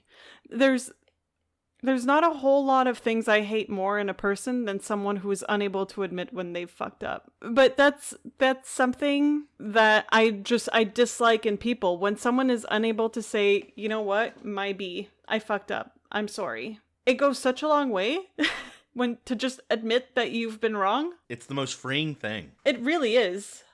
It really is. Both for the people around you and for yourself. I feel like the when you're able to admit and to self-reflect and be like, you know what, this is something maybe I should not have done, and let me try to grow from this and become a better person, you know? Absolutely. Absolutely. I think that's one of my favorite character traits, is being able to admit when you're wrong. Yeah. And learning. Yeah. Being open to, yeah. Absolutely. Absolutely. I'm glad we agree. So, moving on, pages 13 and 14 are absolutely awful, where we learn that Inaru killed all of the Kami's forces who used to follow Ganfor after he told them his plan to basically decimate the whole population, including their families, and they all rebelled. Like, what the fuck kind of maniac does that? And it's He doubles down. The pharaohs. He and no Yeah. no wonder Ganfor absolutely loses it and asks, "Are you the Lord of Evil?" at the top of page 14. Yeah. Which Inaru was very much doing. And that's the thing. I think ultimately, in what you're saying and in what we might observe in people in real life, it's the sense of self-importance. And that's not to say that you can't be proud of yourself and you can't say, hey, I deserve X, Y, and Z. But it's about realizing that you don't necessarily deserve more than other people and that you're not better than anyone else. Just be satisfied with improving upon yourself, Even if there are people who are objectively worse than you, why worry about them? Yeah. And why use their shortcomings to bolster yourself? Like, why does it matter? People worried about the wrong damn thing. They sure so do. often. At page 15, we get a quick flashback from when Inaru took over, but we're immediately taken back to the present as Inaru launches a fatal attack on Ganfor at page 16. Honestly, that page kind of broke my heart to see the people's reaction in the middle of the page, and then right below you see the emptiness in Ganfor's eyes, and on top of that, you get the overlapping of Inaru's words over Ganfor's falling body. Basically, he says, "There's a kami in this world, and it is I." And it all wraps up with the close, we see Ganfor falling, the close up on Ganfor's eye as he's saying, "I have failed," or thinking, "I have failed." And then top of page 17 is the close up on Inaru's face saying, "It is I." Like, That was pretty intense, honestly. Mm-hmm. In the middle of page 17, Robin recognizes Inaru's powers as those of the rumble fruit and states that this is one of the few considered to be invincible. Nami also notes at the bottom of the page that no human can stand up to that. And, we'll see, I guess. But it's incoming. Lightning does not rumble. Okay, but thunder does. So calling it the rumble for thunder is not. Lightning and thunder are two separate things. Lightning causes thunder. It does, but they are separate things. Okay. Noted. Thank you, Professor Dillon. You are correct. Actually, lightning itself doesn't rumble. It's the explosion of the air to be superheated with the lightning passing, or the plasma that's created by lightning. Actually, it's plasma. I hate it here. Am I wrong? He's technically right, which is the best kind of right. Yes, I know. It's the worst kind of right. Oh no, and he has his little finger up.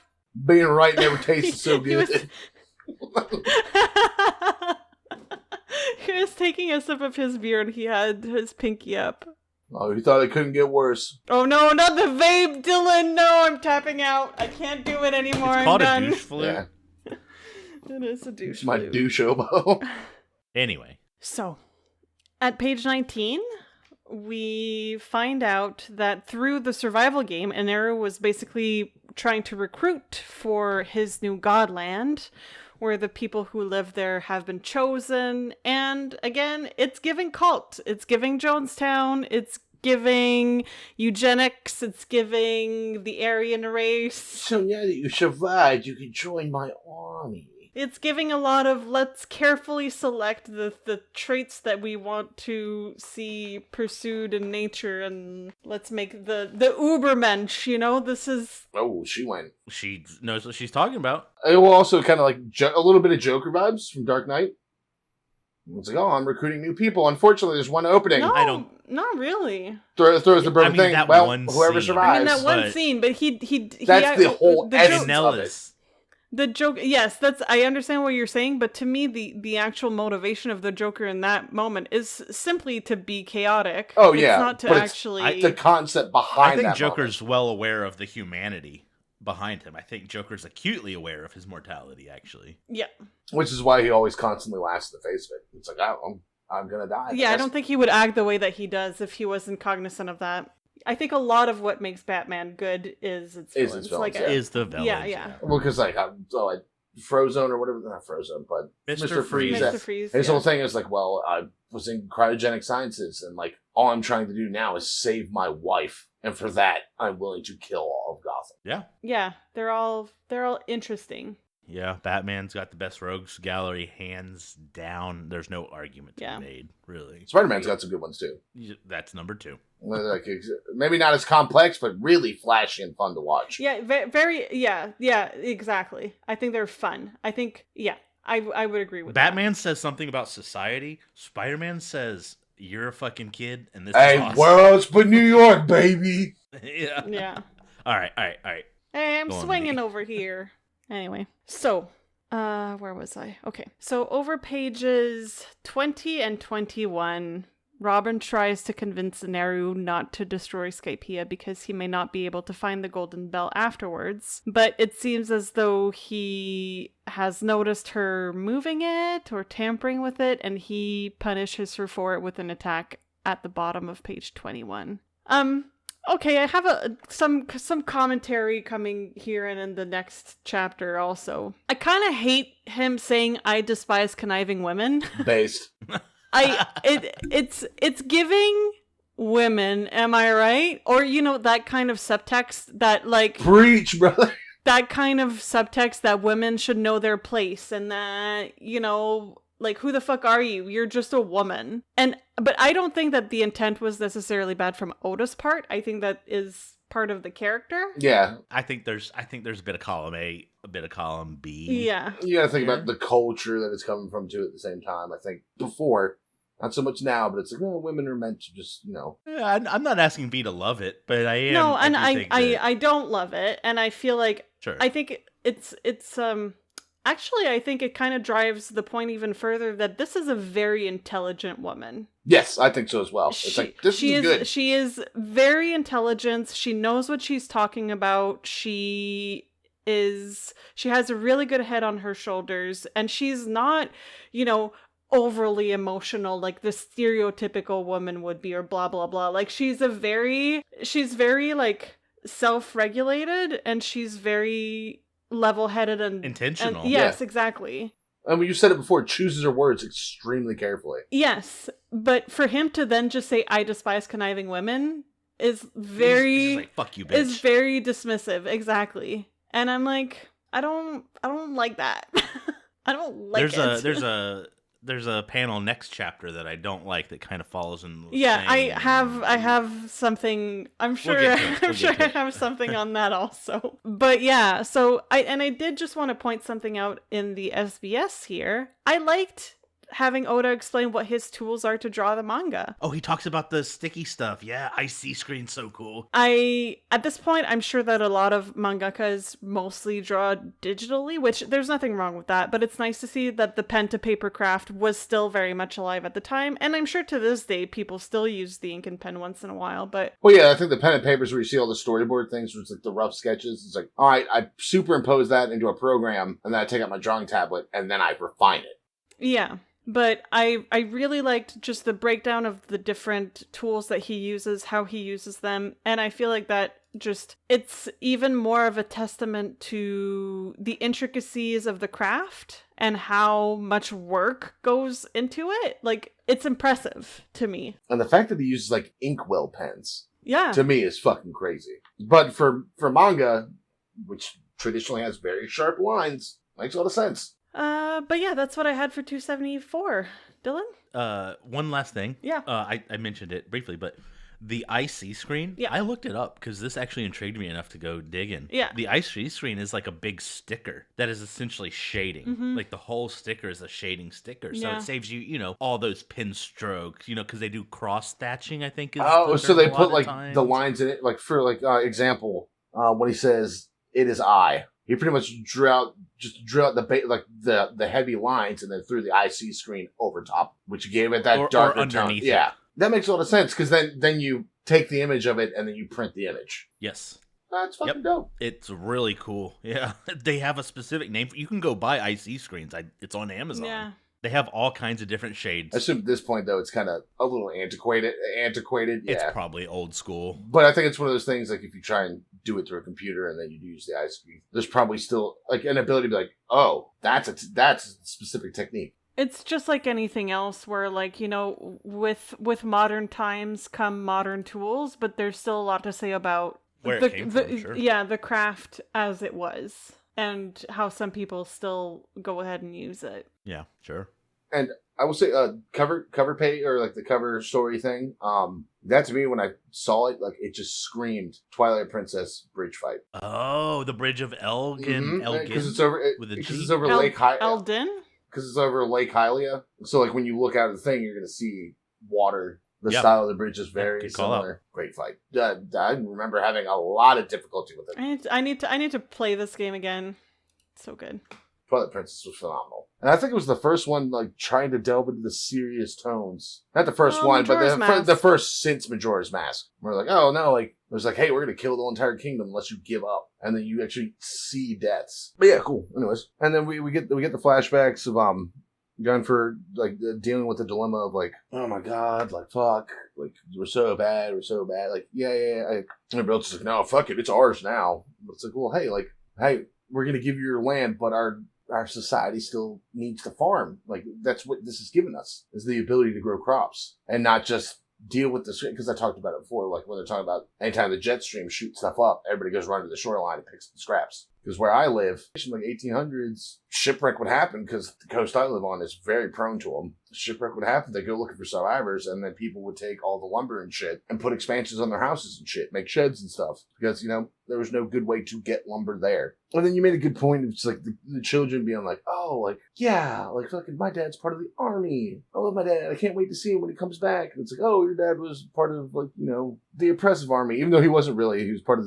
the good army, but then a new regime came over, pressed him to slave labor. But you still look at the army as good. You don't know that he's been pressed. Yeah, you don't either. You just like, my dad's working for the But commie. yeah, you still under this, oh, the commie's good, the commie looks out for us. It's like, well, no, like, get it. Your parents are hiding it from you very well because they're living in fear of the commie, but... Or they don't know. Decent parents. Or they don't know. No, we saw the scene where, like, after the scene where, Canis, after, like, they had helped the Blue Sea people and they were walking through town, everybody's like, oh, everyone was terrified because they're like, oh shit, they helped outlaws. Oh shit, like, it is very well ingrained to the adults that if you do not work with, which I think in Nazi Germany is probably the same way, if you speak out against the ruling class, it's bad. But as the kids see it, they're like, oh no, yeah, they're great, because the parents are hiding it from them. It's like, I don't want it. We're living in fear, but that is my burden to shoulder. You don't have to worry about that. Just, it's good. I don't agree with that, but I'm going to tell you that so you don't have to understand the fear we live in. So good parents, in my opinion. But it's like, I can't wait to meet my dad. He's dead. He got Spartan lasered. He's gone. And Connor's like, man, I got to get back and let that kid know he's an orphan. Guess what? You're Batman. What? He's got wings. Yeah, well, the wings are still super stupid. Like, and that's weird. No, I think we talked about it last time because I think Lost Colony references. You think the Lost Colony had wings? Well, no, the Shadeans have wings, but the Shadeans are not from Skypiea. Yeah, so why do they have rings? Either there's some interbreeding. That's what I think it is. Is that an okay thing to say? I mean, it is what it is. I'm not talking about breeding animals. These are people. It's not species, but like cross-cultural breeding. It's like, oh, this is like people from different area. This is people from different area. But that's interesting, and that's what I made the Lost Colony references. Like, oh, it's probably just it happened over time, like mixing the cultures. I think that's the best answer we have. But you think it'd be a little more muted in that case. But again, we're adults looking at this. It's made for 13-year-olds, and I was like, it's a dumb thought, but on top of 7, yahaha, you're telling me to disappear. I wanted to just be like, and then here, ba ba ba. It's like, guys, we did it. He did the John Cena, you can't see me. And then we get the God complex monologue, blah, blah, blah. And then Game 4, being good, like, he's like, these men are like, kind of went Tom Hanks on it in a war movie. Just, where are my men? I care about the well-being of my men. And I was like, oh yeah, they're fucking dead. I killed the shit out of them. And I get like top of 10 when he's like, that is the paradise I seek, a land that is worthy of me. It's pointless fighting over a speck of land like upper yard for years on end. At the same time, it's like, actually, yeah, because these guys are small-minded. It's like, oh, we need to be in control of the island. He's like, no. There's other continents. We need to go there. Like Oda Nobunaga. It's like everybody's like, oh, I need to take over all of Japan. I need to be in control of Japan. He got it. And he's like, oh, you got it. You control Japan. He's like, nah, fuck that shit. Let's get Korea next. And that kind of blew up in his face. And it was eventually the downfall of his empire, I believe. Okay. Or maybe it wasn't Korea. It was like, I want to get China, but I'm going to walk through Korea. And Korea was like, nah, fuck that shit. You're not doing that. And the whole God, like, again, the God complex thing of 11, we're like, this is land that came from the earth, but we're in the sky. We're people of the earth in the sky. That's not right. I'm God. I will fix that wrong because it's my job as God to fix that wrong. Even if hundreds have to die. Yeah. What Warhammer reference? What's a million Psyker souls in comparison to the Emperor of Mankind? Because he's on the Golden Throne. A million Psyker souls are sacrificed to him every day. But what is that in comparison to keep the Emperor of Mankind going? Even though it's a corpse on a chair. I think the Warhammer reference is a unique and interesting turn we haven't taken yet, but I like it. But that fits really well. It's like, what's a million lives in face of God? I think the God of man. Emperor of Mankind. Like I don't know how much 40k lore dives into the Emperor person. Eneru and fucking Emperor of Mankind. Emperor of Mankind is a little more benevolent, big picture, not so self-focused. But the comparison is like, because he was like, oh, religion's bad, so I'm going to go up to every different religious leader and be like, hey, do you denounce it? Well, no, I'm not going to denounce my God. Well, guess what? We're going to wipe out you and every other fiction. Like, you're getting erased from the history books. Anyways, but yeah, I think there are very similar things between the two of them, but Eneru is very much more self-focused. But the whole idea of like, oh, doesn't matter the sacrifices, they will be made. And then bottom of 12, like, again, I've liked the game first since I've seen it. Mostly it was his character, like his design was what I liked a lot. Because again, reminds me of a shitload of Steiner. But this is a world of humans. There's no such thing as a commie. It's like, damn, hell yeah. There's a couple other good ones. It's like, oh, well, man is always meant to fight against God because we refuse to be cowed. Damn, okay, pretty fucking hard. I like that. And then I think that's when it gives the reveal. It's like, I didn't kill him because I wanted to. I just, can't have people spreading the fucking plan. Gotta keep it secret. Loose lips sink ships. And the cold ass line the bottom left of 13. They all have families on Angel Island. Yeah, true, but yeah, they're gonna be dead too, so it doesn't really matter. That was something I underlined in my notes. Yeah, it was nasty. He said they dying too, brother. And then the attack, the 10 million, 20 million volt very. That means something, V? That you're aware of? Is that a French word? I'm assuming after El Thor, it might be Spanish. No, it doesn't ring a bell. But the way it's done, seems, kind of accurate to how electricity likes to work. Because I took a couple classes, and it's like when you're working on when you're working in high voltage, like industrial, commercial areas, you can't shut the power off. And then they were teaching you, it's like, hey, when you're working on shit like that, only work with one hand. Because when you're working with one hand, you might get a blast to get pushed back. But when you're working with two hands, you close the circuit. And now the electricity is going on a path through your arms, across your chest, and through your heart. And that will kill you. And the way he's doing it, he's got the hot end, the neutral end, and in the middle of it is his brain. He's completing a circuit through his head. I see where you're coming from. It's like, damn, okay, cool. Not sure if that was your intent. That might have just been like, hey, it looks cool, which it does. But you have shown to do your research on a lot of things, so I'm going to give you props on it. It's a cool detail. I like that. And Nami, weird night. It's like, I like it. I think it's endearing. I don't. Call him the Sky Knight. God, put some respect on it, for fuck's sake. Zolo's old man, I like. Because that's kind of like Unk status shit. Yeah. It's like, whatever, okay. Old man. It's like a little shit talk, but it's respectful shit talk. Whereas Weird Knight's more like, ugh, why are you wearing armor? Ugh. What is that? Ew. And then, oh my god, Bondham right is 16 as he's going down. It's like, that's a corpse. That's probably not, but not knowing anything that I know so far, I shown that panel alone. It's like, yeah, that's either a corpse or it's a zombie. Cooked, literally. And the devil's fruit, I'm assuming that's Zolo screaming that. And then Robin's like, probably the Rumble. I guess Robin's not really prone to those emotional outbursts. You're judging that based on the way it's laid out, framing of the. Yeah. But also knowing knowing the characters, it's like, well, no, Zola is more prone to emotional outbursts than Robin is. Robin's a lot, like we've said a lot, way more calm, cool, and collected. It's like, I'm going to stare at the scenario for a couple seconds, actually process it, like, oh yeah, it's probably that fruit. Of the many powers, it's one of the few considered invincible. Intriguing, because we've talked about with, I forgot what the name of this one is, the Lamia or whatever. Enel's is a Logia. Logia, that's it. Logia. It's like, and then Aces as well. I could see Fire definitely being one of the ones considered invincible. Plus, like, also Ace pop shoved over a fleet of galleons and destroyed them all. That was fucking ratchet. Yeah, it was fucking like a Tony Hawk fucking soundtrack playing in the background the whole time. Lot of ska. Then the horns hit and he eviscerated a whole fleet. Do you have the time? It's not ska, but I think it was on Tony Hawk though. I don't even think it was, actually. It was probably on Skate. And then we get the reveal. It's like, all right, time's up for my prophecy. You guys live. You get to join me.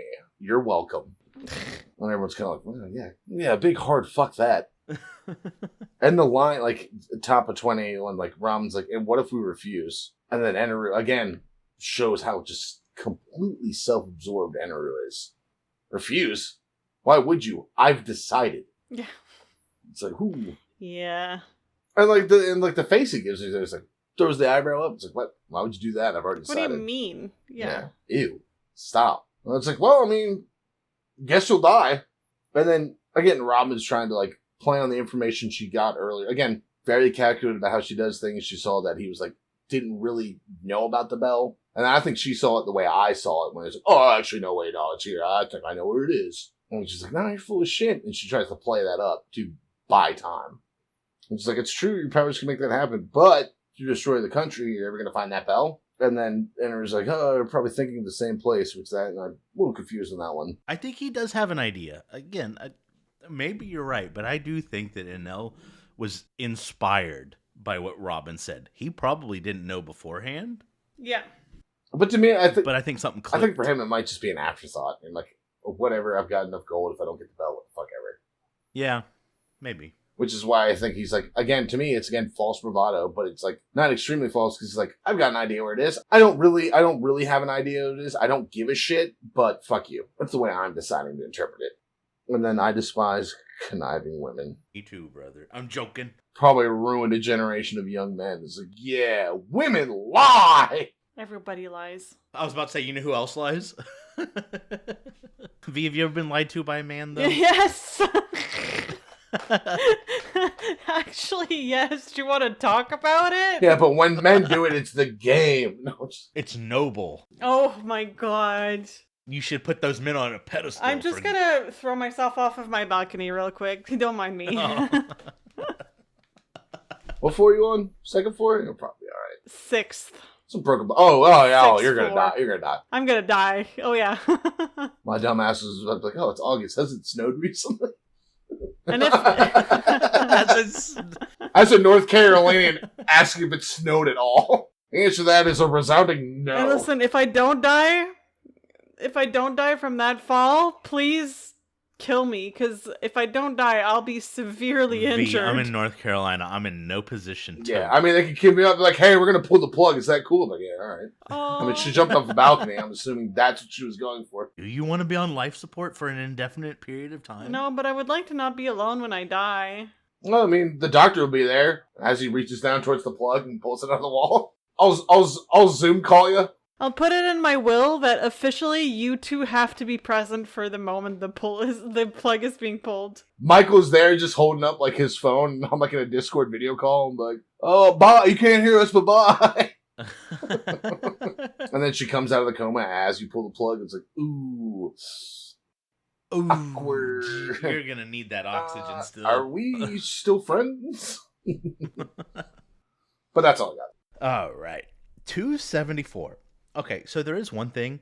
I could probably point it out next chapter, but I'm just going to go ahead and get it off my chest. I really loved the naming convention. After we got, God, it felt like 10 back-to-back chapters of Heavenly Warriors, General Commander of the Sky Forces versus Pirate/Bounty Hunter of the Straw Hat Crew, Zora. It was actually Yama versus Robin, but either way. we're on to some nice, concise, and interesting chapter titles. Oratorio. The last one was Quintet. The one before that was Play. I like this, like, kind of They're like Italian opera epic titles and stuff Yeah. like that. The last one This is the Divine Comedy, Divina Commedia. yeah. It's the last one. Exactly. Yeah. And I think the volume as a whole's title is Oratorio, which I assume is something spoken. That's just my linguistic guess. Let's look it up. An oratorio is a large-scale musical composition for solo singers based on a dramatic Or what? A large-scale musical composition for solo singers, chorus, and orchestra based on a dramatic or narrative text, often sacred or biblical. Yeah, of course. But yeah, I think it's cool, and I think it really fits what's going on, the cult themes, the religion themes. I think it's all very intentional and well done. The cover, very cool. Moving on. The first page is all white, except for Inaru giving me fucking bedtime eyes, like, Right? Hey, sugar. And don't look at me like that. I mean, I would. No, V, you should not look at me like No, that. no, no, Look at no, me no, like- no. Just no. Talking about an Eru. So the flashback, I don't feel like I got anything new from that. It's like, hey, remember how he didn't like this and he felt guilty? Remember? Yeah, right. Like I already knew that Gonfor was at least on the fence about whether he should be a. I'm gonna say I feel bad about it, so that's enough. No, but right? I think it was important to see it in situ. I thought it was important to see him as the I commie, feel like we'd seen it. but not in a Have we not? flashback. Okay, maybe not. Maybe not. I swear we have, but. Dylan said we had from the other room. So moving on to page 7. I'm going to skip over the kid stuff. I think everything has been said about that. But I thought page 7 was super fucking cool. Inaru looming over the group. It's like the opposite of the ending of last Yeah. chapter. And it's cool and it's very nicely framed. And I feel like it's giving enough space. It doesn't have to be a full page, but I do love me some full pages. Mm-hmm. The way on the next page Inaru, sorry, I keep defaulting to You can say it whatever. We understand either way. exactly. I know, but my brain. So he calls it. So he's like Yahaha, an old relic. He's calling Gunfor old. A warrior searching blindly for his homeland. Okay, you're old. You're blind. Yeah. Blue sea pirates hunting for gold, and you guys are pirates, I guess. Yeah. Hey, oldie. Blindy, and we got some pirates. I don't know. I just thought it was funny that like the straw hats were That's true. spared. So Inaru's philosophy is a little crazy, but I think it fits. He's like, the sky is a place for sky things. The land is a place for land things.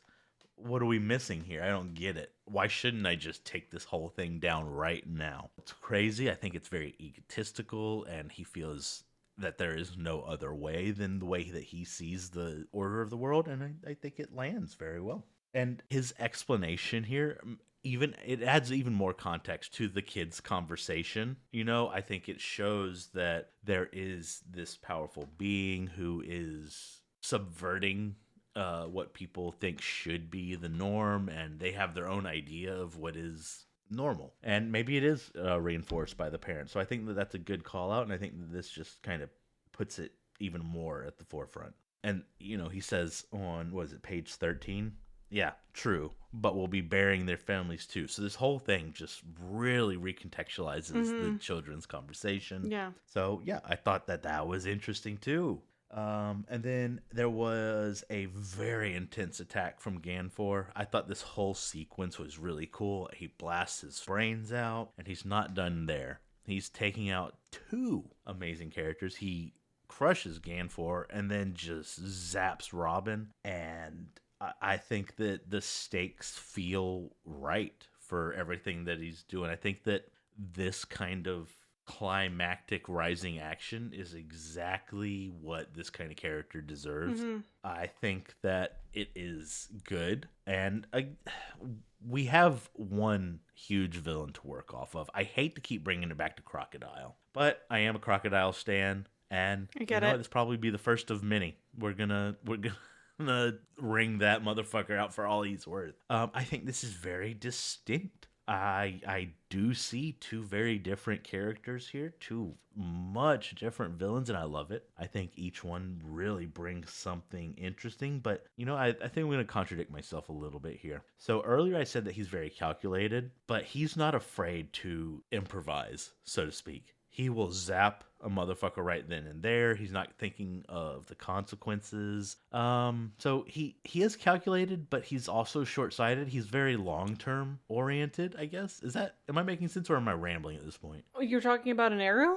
Well, I'm talking about him compared to Crocodile, and how he is calculated, but he's very in the moment at the same time. He's not afraid to improvise, is the word I use. He certainly has moments of being impulsive, like of being reactive. Yeah. Not everything he does is deeply calculated. I think like the broader spectrum of what he is attempting to do is larger scale and therefore takes more time and more thought.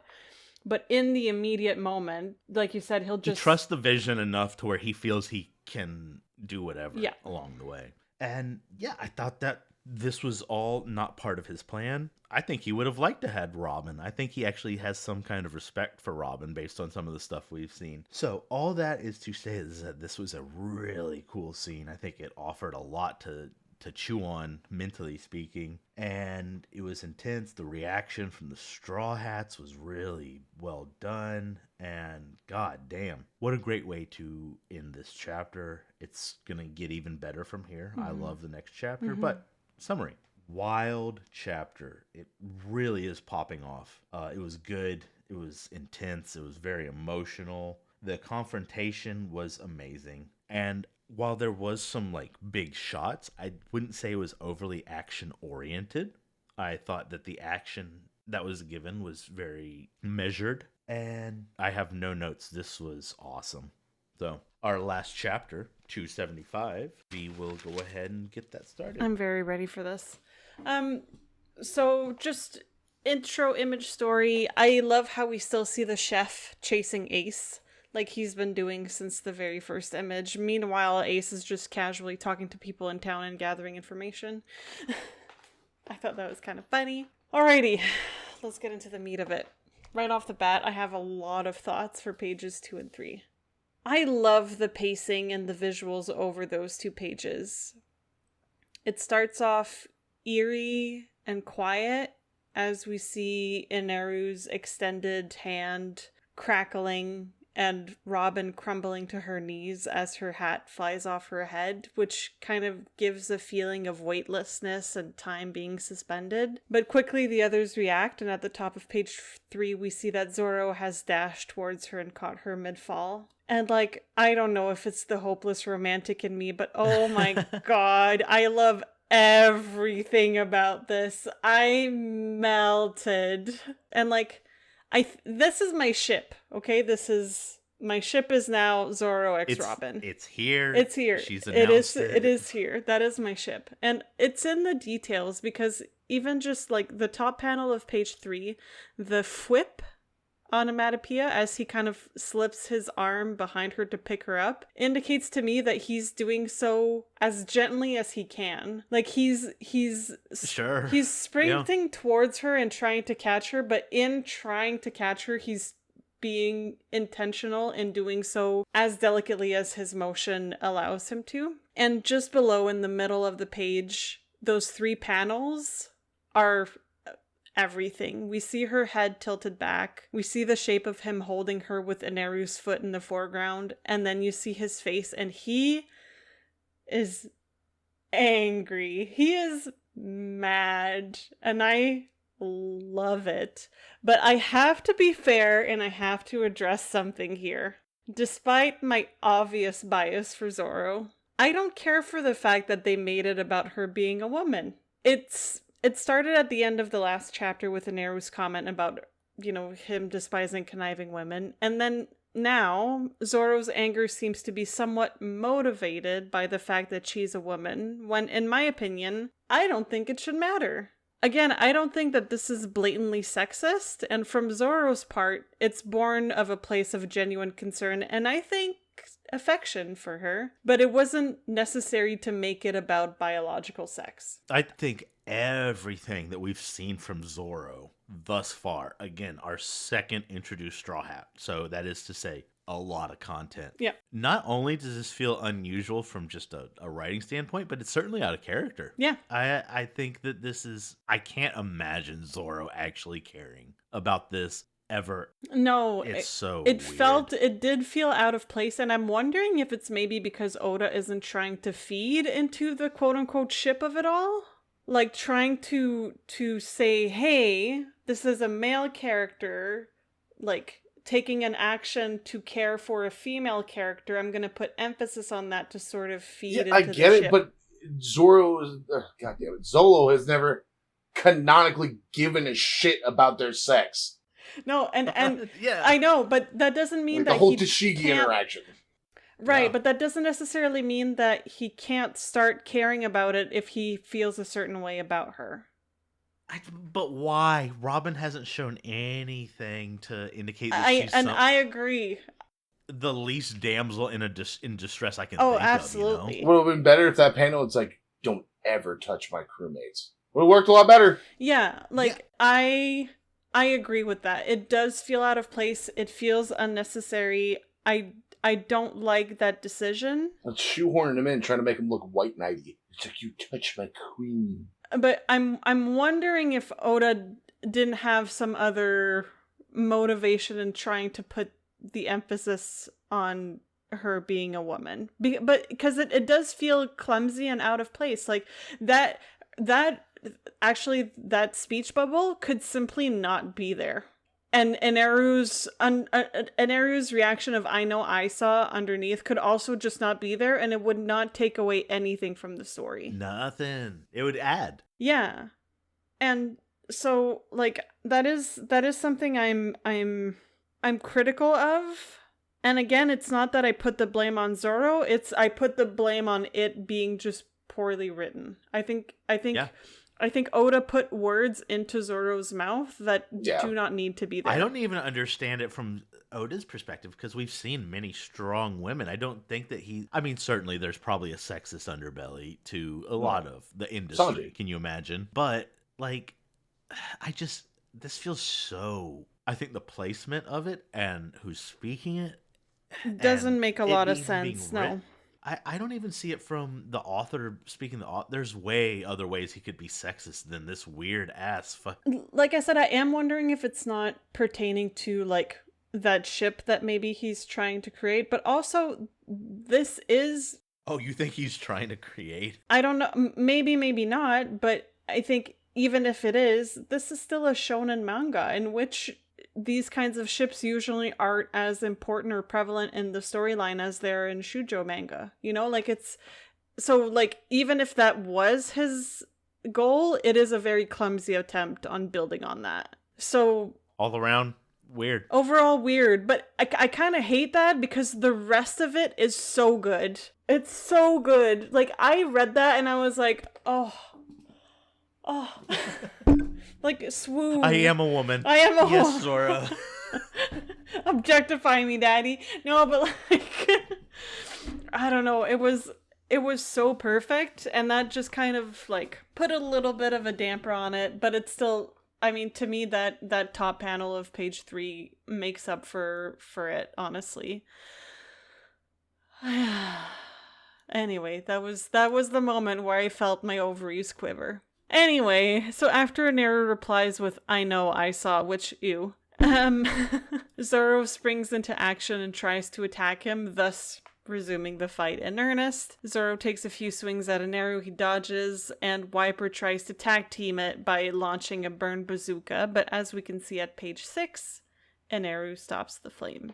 I like the middle panel of page 7, where Nami says he really is lightning himself. Not only is that an ominous statement, but on top of that, her face so clearly expresses the fear that she's feeling. Like, we are suckers like, oh. for some empty eyes. All of us, even yeah, Dylan. we are suckers for empty eyes. It's a great way to show, oh, fuck, cooked. Right, exactly. Like, Yeah. she is scared. You can see that she is actually concerned and has a moment of realization of, oof, Like, we're gonna have to get out of this one? How are we gonna do that exactly? You know? At the bottom of 7, Inaru reminds them that he expects them to go to the Endless Vars together, but following in Robin's footsteps, Zoro basically tells him to fuck off. And like Robin, Inaru punishes his rebellion. At page 8, he puts both hands on Zoro's swords, thus creating a circuit of sorts, and Yeah, through metal. electrocutes him. Yeah. It's like, you know his power, and he grabs your swords. I would let go. But oh nope, not holding on to those. Maybe fight him with some sticks. You know Zoro and his swords. He feels a certain way about them. Yeah. So all of a sudden adopts rubber swords. Right? And I have, okay, page 10. I was already upset with Inaru for hurting Zoro, but seeing him push his face into the ground with his foot had me Hot. I mean, low-key seething. Like, Not how hot. fucking dare you humiliate him like this? And the word that he says puts salt in the wound. That is why people bow their heads to the ground and beg for the Kami's mercy. Oh. No, stop it. It makes me angry and a little horny. and I'm also a thinking. little bit Yeah. horny, but we don't you're sitting there talk like, about what if the that. Kami's foot was my foot?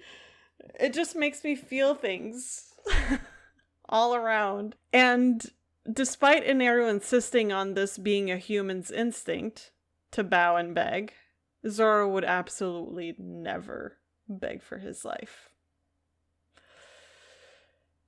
Wiper takes the baton again and jumps on Inaru, wrapping his legs around him to restrict him and hold on, basically, as he presses his hands on his chest. And at page 12, we find out why, as Wiper asks, "Do you know what a sea prism is, Inaru?" Which, with the close-up on his face at the top of the page, love it. It's like I can hear the delivery Is that the in my mind. second reference to him or the third? The sea In the prism? story or in the... In all of the story. Well, because the cage they were in from Crocodile was, Yes. Yeah. and no, so it's the third, because before that, Smoker was like the tip Log tip Town. of my weapon has sea Yeah. prisms in them to So restrain. Yes, this is the third. third.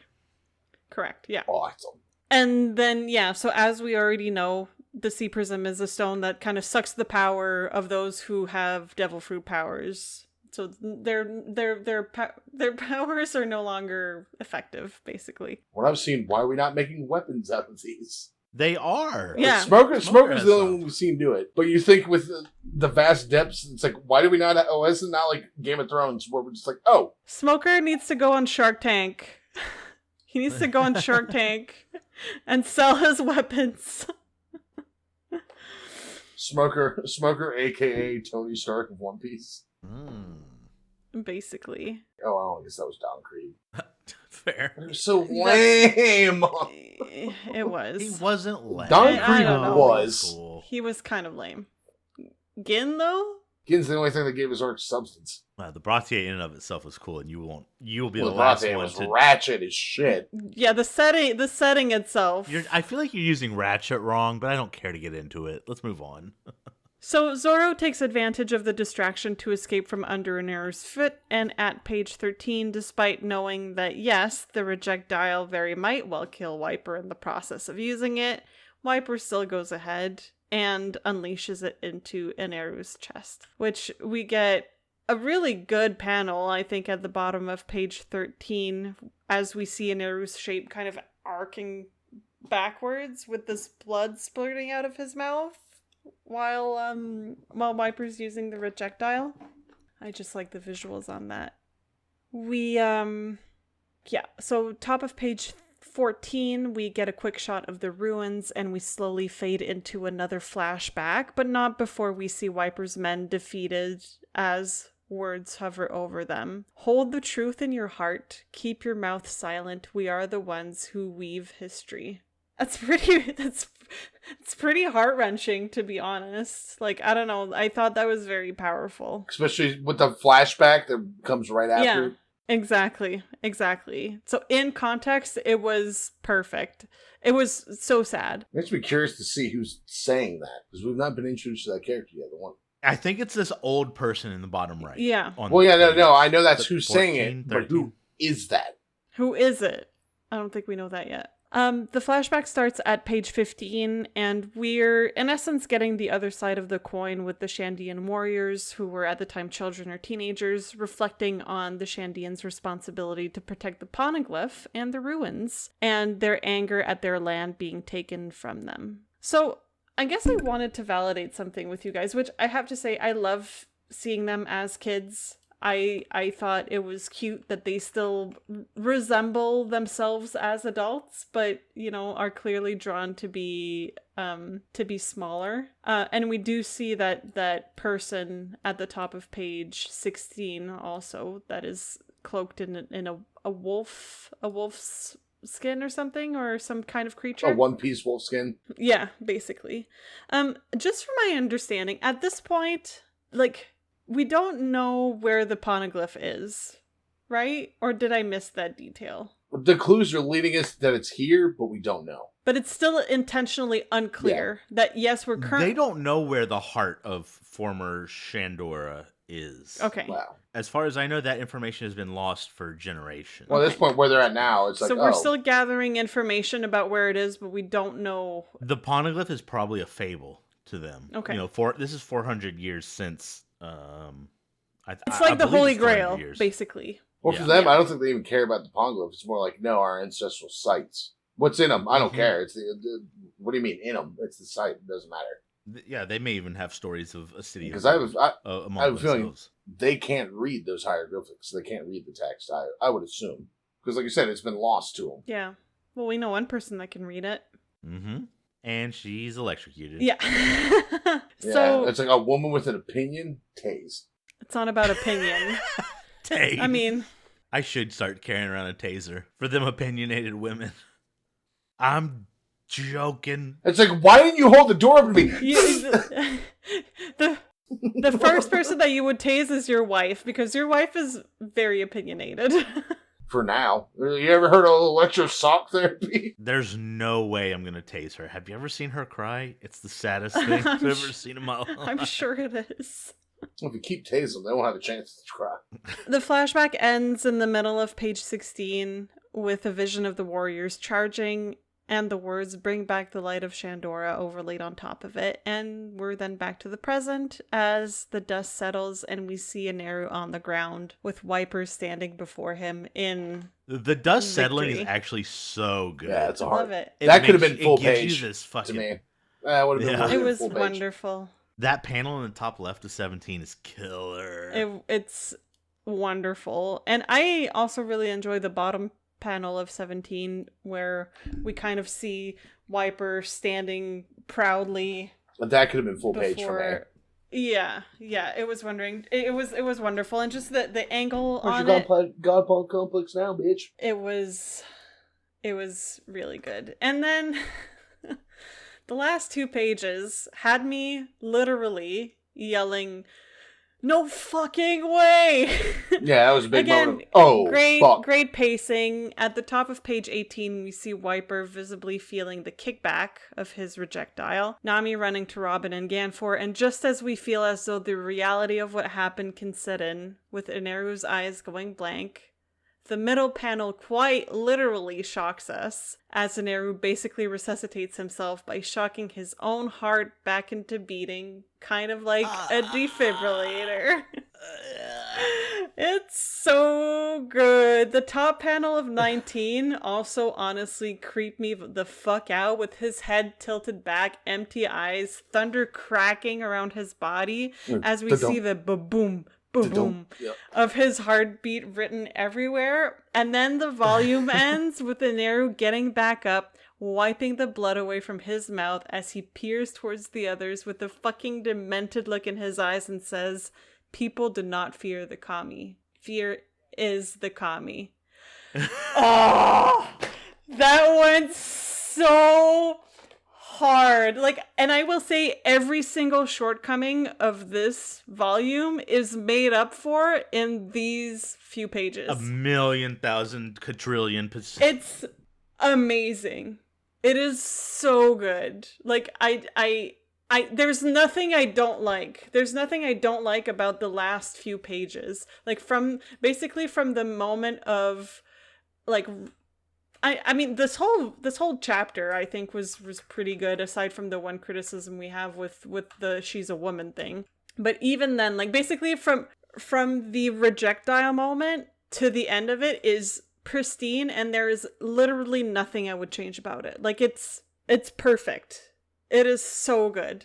It's this is the look of a predator going after his prey. And not predator necessarily in like a sexual sense. I mean predator in the sense, Arnold Schwarzenegger sense? In the sense of, I have my eye on you and I will destroy you. And I will take pleasure in destroying you. You know, like this is one of the best chapters that we've read. Personally. In the whole manga so far, this is one of my favorite chapters. That's the most like, oh fuck, we're cooked moment that I've witnessed so far. Yeah. Like, oh shit! Oh, I think something that was so good is that we lingered just long enough on the success of what happened, and like as readers we are reading and we're like, oh shit, we're at page 16 and 17. What more can happen in 2 pages? And then it's like, oh fuck. Yeah. It was magnificent. I love this. I love this chapter. That's what I had for 275. Dylan. Cover image. Kind of love it. Because Chef Boyardee in the background being angry as fuck. He just got a chef hat on. That's all you need! Chef hat on. And a mustache! But I like that. That's cool. Like the whole, like, walking the beat, talking to people, figuring out what's going on, like trying to get the local rumors, figure out maybe I can find out where he's at. I like that a lot. Opens up, you see Robin go down, and then Zola protects her. Again, she's a woman. That is a very capable woman right there. A lot of it for me with this, I'm not sure if it's this volume or this half of the volume, it's like, why? Why? You could have tweaked it slightly, like, you hurt my crewmate, now you will suffer. It would have worked a lot better, like, you never lay a finger on my crewmates. Well, it's so out of the blue. Yeah, and Zolo specifically. If it was Sanji, okay, yeah, makes a lot of sense. But Zolo, no. Zolo, who's always shat upon the whole idea of like, oh, they're women, they need to be protected. It's like, no, I don't give a shit that you're a woman. I'll beat a woman's ass. Yeah, if you're gonna go toe to toe with me, I'm gonna beat your ass. Yeah, and it's like, sounds bad, but he's more about equality than fucking most people. It's like, no, you want to throw hands? I'm gonna fucking throw hands. Not sure if you're ready for it, but you know, you made a challenge. I respect it. And the line after that, it's like, yeah, I know, I saw, I was there. Whatever, dude. It's like I can tase her again.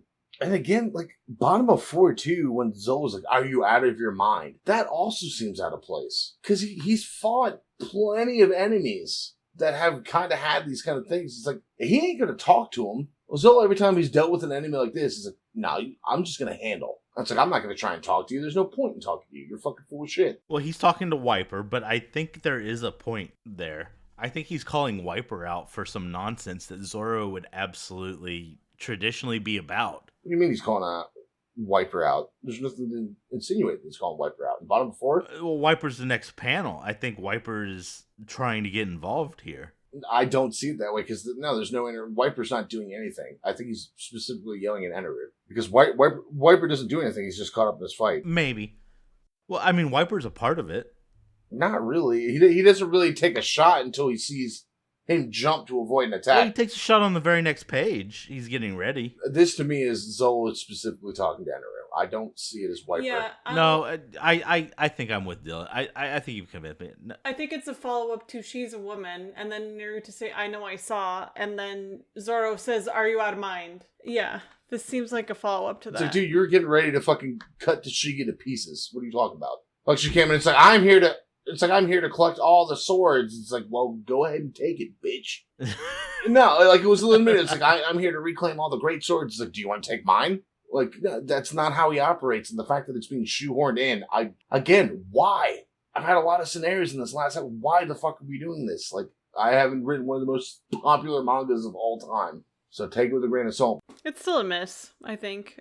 And then I like the fact, because to me, bottom of 4, when you see Wiper just smoking on a stove, looking intently, he was more waiting for the opportunity, which we see we see all 5. Zolo takes a stab, He jumps, now he's in the air. It's like, okay, now it's my moment. Bang. You're not going to be able to dodge away from that because you're midair. And then he does some fuck shit. Can't really understand. It's like fun panel 6, the carry crash. Don't know what that is, honestly, because like you don't really see it a lot. It's more just like, ooh, smoke. Yeah, just a blast of sorts. I call each of my blasts a different name. Yeah. Carry crash. It's like a guy with an RPG. It's just, I have a bazooka. Bazooka blast. Tube-like projectile that explodes blast. Bazooka Blast 2. Bazooka Blast 3. Bazooka Blast 4. Bazooka Blast... I don't think we're penetrating the armor. We're gonna die. So yeah, that's... I like how after it does that, it's like, again, like I've said, we will be going to the Endless March now. Stop throwing a Stop tantrum. resisting. Yeah. It's like dealing with a toddler. It's like, are we done screaming and crying? Are we ready to get in the car? That's what we're doing, whether you would like it or not. You want me to tase the shit out of you again? That's how I'm going to raise my kids. I don't want to go to the grocery store. There's a cattle prod. It's like, get a fucking the goddamn van. And then Nami like, don't do it, Zolo. He's too strong. That's not going to stop Zolo. And that's not the knock on it either. Like, that's within their characters. But yeah, he's not going to stop. Wish your breath, Nami. And then, like, again, grabbing the swords and then, again, completing the circuit. And that point, as I was talking about earlier, that circuit goes directly across the path of the heart. That would kill you. Or very likely to kill you. Top of 10 for humans, death is the ultimate fear. That's a fun line because there's a lot of nuance to it. Because for some, death is, but there's a lot that death isn't the ultimate fear. It's like, no, my ultimate fear is to have been irrelevant. Well, also, he doesn't fear death. Exactly, which I like about it. It's like, oh, I'm assuming everyone's afraid to die. It's like, no, there's a lot of people who are very willing to die as long as their name's remembered. Which, weird tie in Cyberpunk 2077. Afterlife. All the named drinks are named after mercs who died in an extravagant way. And it's like, oh, and like, you talk with the guy who's your homeboy before shit hits the fan. Jackie Wells. There it is. Jackie Wells is like, oh man, what a glorious tradition. And then gives his recipe. It's like, this is my recipe. And then like later in the game, you can order that. It's like, let me get a Jackie Wells. And it's like, this whole thing is like, I want to be remembered. I don't care if I die. I expect to die. I want to be remembered. And it's a fun parallel. Yeah, but doesn't being remembered only really matter once you're dead? That's the whole point. It's like, I would rather die early and be remembered than to have lived a long, fulfilling life and just fade into the annals of history. Right, but I feel like it's still tied to what does your life mean when you pass? I feel like it's tied to dying. I don't care. Put me in a fucking... It's like, I mean, I'm dead. Throw me in a dumpster. I want V to eat me. That's going to be in my will. You have to eat me like a bug. Herbs. She's eating horse. She's probably willing to do it. What part of you? Probably my ass cheek, because I assume it's probably like if you slow render it. I was just gonna say, can I make bacon out of your butt? Or my gut. No, I'll get some Dylan pork belly, because you render that out. I prefer I'll do some eat pork, every some bit. some ramen, some ramen with Dylan pork belly. I want you to use every part of me, like the buffalo. I'll figure something out. She would. She'd do it. She'd do I'm it. actually not a... honestly, I... if someone I'd was try. like, okay, you have an ethical way of trying human meat. Like, I have your full consent of eating you when you die. There's been a couple of like examples of that. I think I would. I wouldn't eat your brain because that's dangerous. I wouldn't eat none of it. Yeah, I think I'd pass. I'd eat whale. I'd eat horse. Well, you guys want to eat seafood, so your argument I is am not willing valid. to try, and you have experienced that firsthand. That's true. The death is the ultimate fear. No, I get why he thinks that, but like, It is for me. I'm very scared I get of that, but there have been vast amount of examples, even in this manga. Well, no, that's not the fear. Oh, yeah. Like, Gold D. Roger on the execution block. Nah, fuck that shit. My gold's still out there. Go ahead and try and find it. Instead of be like, oh god, I don't want to die. I don't want to die. I was like, nah, I was the king of the pirates. You want to find my gold? It's somewhere out there. And the fact that he's saying it to Zolo, out of all people, it's like, no, I don't fear death. I fear a life where there's no challenges anymore. I fear a life where I'm not going to be challenged. That's what I'm scared of. Like, a real Goku energy Zolo has. Not as much of the same as like, oh, I'm willing to blow up a planet full of people just to get a fight. But I digress. And then Wiper's like, oh, let me throw down this useless fucking bazooka that hasn't done shit in like the past 2 volumes. It's like, oh, it looks cool, but I'm not doing any damage on anything ever. Yeah, you guys remember like fucking 3 or 4 volumes ago when I blew up that one ship? That was cool, right? Oh, what has it done since then? What? I lightly singed a giant snake's tongue to where he couldn't taste shit for a bit. But then again, him having the fucking sea prism was awesome. Love that. Love that it's getting brought back. And I was like, now that I'm seeing it again, it's like, hey Zolo, like, let me level with you a minute, brother. Is the sea prism something you can melt down? You make a vat of like molten liquid sea prism. Dip all your fucking swords in it. So anytime it's like, Luffy's an unruly captain. Now you can fucking check his shit. Oh my god. I don't know if that's the reasoning. Hey, brother, you're being fucking stupid. We're going to put that in check and let you simmer. I'm going to deal with some other shit. But it's like, at this point, it's like, you fought Crocodile. You fought fucking Buggy. It's like, they're a problem. They're around. Like, maybe having a sword infused with a sea prism is a really good fucking idea.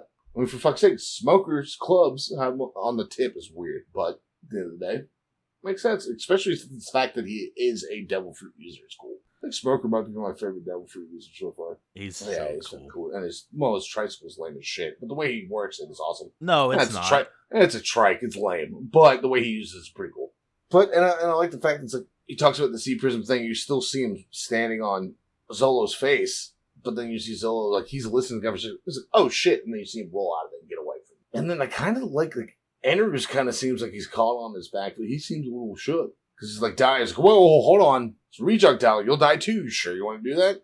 You sure you do that? It's like, I'm happy to die. It's like, wait. Oh shit. Fuck no. Oh shit. You're supposed to be scared to death. What's going on? Uh-oh. I've actually, oh my god, it's the consequences of my actions. And then fucking Eneru having like, oh god, like there's a Call of Duty perk where it's like second chance. Where it's like, oh, I'm down, but I can come back. I need second chance. Oh, dude, same. Second chance, extra body armor, and penetration. Yeah. OG, yeah, that's what I ran. OG fucking Call of Duty. But it's this whole thing. It's like, oh, I'm unconscious. So I'm at the point where subconsciously I will shock myself to try and jump me back in. And hits himself with the panel. And the thing is, like, me, if I was Wiper and I saw him get struck in the chest by lightning, I'm like, oh, rejectile didn't kill me this time. Well, guess what? I would have fucking pumped it.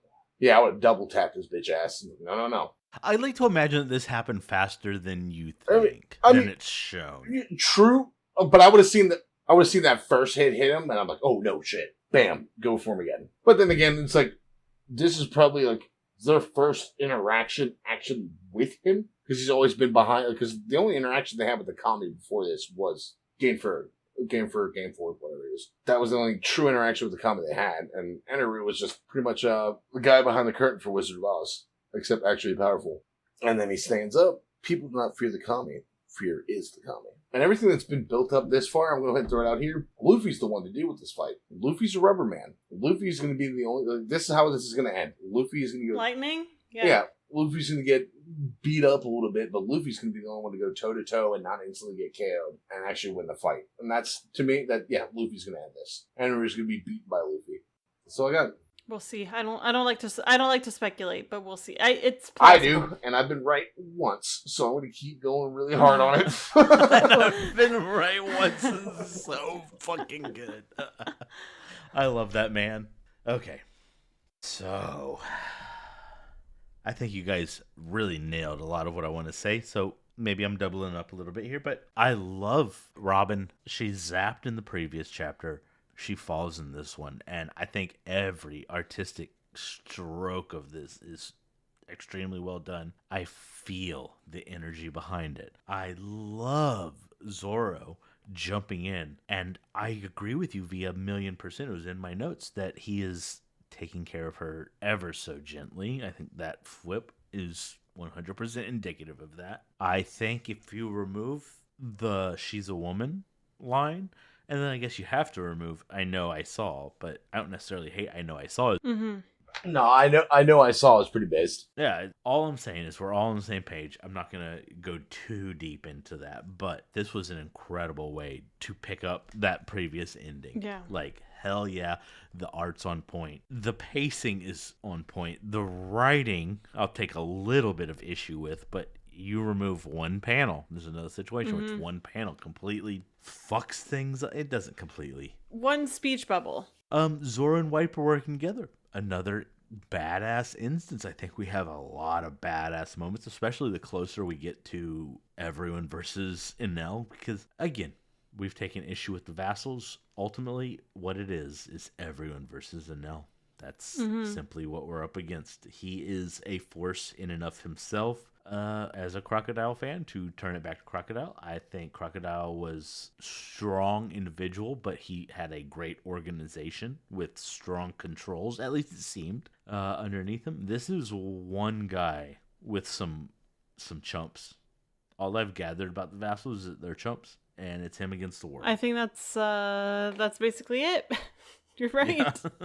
The way Inaru cleans up this fight here, the way he handles Zoro, a quick dodge and then zap, the hopes are truly shattered here with his easy cleanup of Zoro. Having your hopes shattered is not unlike death. I think that's what he's doing here. He's destroying their faith. I think that's a hard fucking line. The head, Zoro's head on the ground, the foot on top. V, I know you take issue with it, but it's such a powerful statement, a physical. Yeah, no, I statement. take issue with it because it means so much. Because it evokes such an intense reaction because of just how powerful it is. But I hate it, but I also love it. You know, it's great storytelling, but I hate it.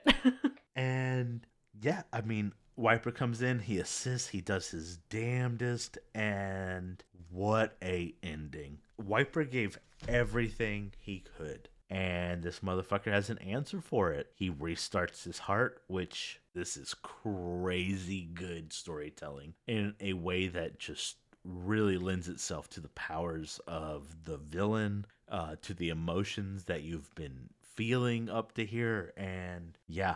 One of my favorite chapters that I can remember. Memory is a short, fickle thing, but this is absolutely incredible. It really is. And that feels like that would be my overall thoughts, but here's my actual thoughts that I've written down. One of the most artfully done chapters I can remember. This is how you end a volume. That's it. So, with that, I'll go ahead and open our final thoughts on the volume as a whole. As tradition dictates, I will go ahead and begin. As far as volumes go, and I will say that part one, as far as volumes go, this one may have the best ending yet. So yes, in my original notes, I called it. What a ride to get to this point. There were quite a few low to mid chapters along the way.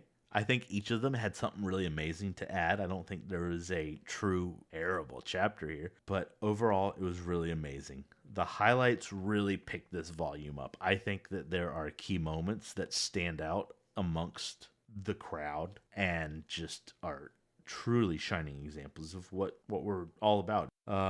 Obviously, I love the ending. But the journey that the crew makes has some great moments. And I think Robin really steals the show through a lot of this. I loved this volume. I think that I think the ends justify the means, I guess is the easiest way. However, I don't think the means were necessarily bad. I would have done things differently, but here we are. Motherfucker's restarting his own heart, and that's sick as shit. V? Yeah, so this has been one of my favorite. The last two chapters of this volume have been some of my favorite chapters in the entire series thus far. I feel like it's very hard to rank because every time an arc kind of reaches its end, the volumes get intense and carry so much action and emotion. But I find myself really drawn to that. I think part of it is it's just so cool the way that this volume ends. But also in general, I have found myself to be very drawn to the story of Skypiea. I think, and I didn't expect myself to be as drawn to Skypiea as I am. I feel like the more I read, the more I find things to appreciate about it. I think the general storyline is very interesting, and while it brings up a lot of new elements, it also expands on things that we have learned about before. So I feel like it's a good continuation of some certain points of the story, the overarching story, but it also brings up a lot of new things. And I've also really enjoyed the choice of the themes that have been explored through this arc, like colonialism, the manipulation of a population through its beliefs, blah, blah, blah. And that kind of comes to a little bit of a head in this volume. And honestly, Inaru has absolutely distinguished himself as a villain. And I'll expand on that a little bit. I think he is fantastic and would put him in my top 3 favorite villains so far because he is incredibly charismatic, but also fucking unhinged and despicable, and I love to hate him. He is absolutely vile, but he's presented to us in a very nuanced way that I very much appreciate. And so, not to break the fourth wall here, but by the time that we are recording this, we recently released part 3 of volume 27, where we're first properly introduced to Neru. And there's a conversation between Michael and I about me feeling as though I expected more from this villain. And Michael is like, give it time, you're gonna love it. And I say something along the lines of, I'm happy to have my mind changed about it. And sure enough, my mind has been changed in a drastic way about Neru.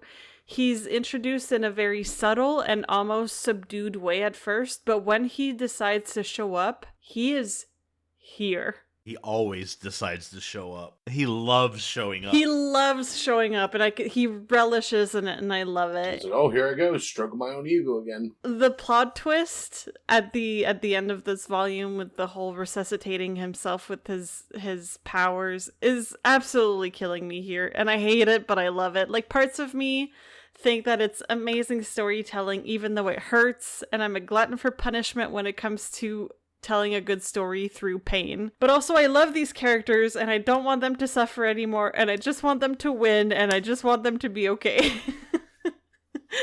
So I'm like, no, this is torturing me, but also it's so good.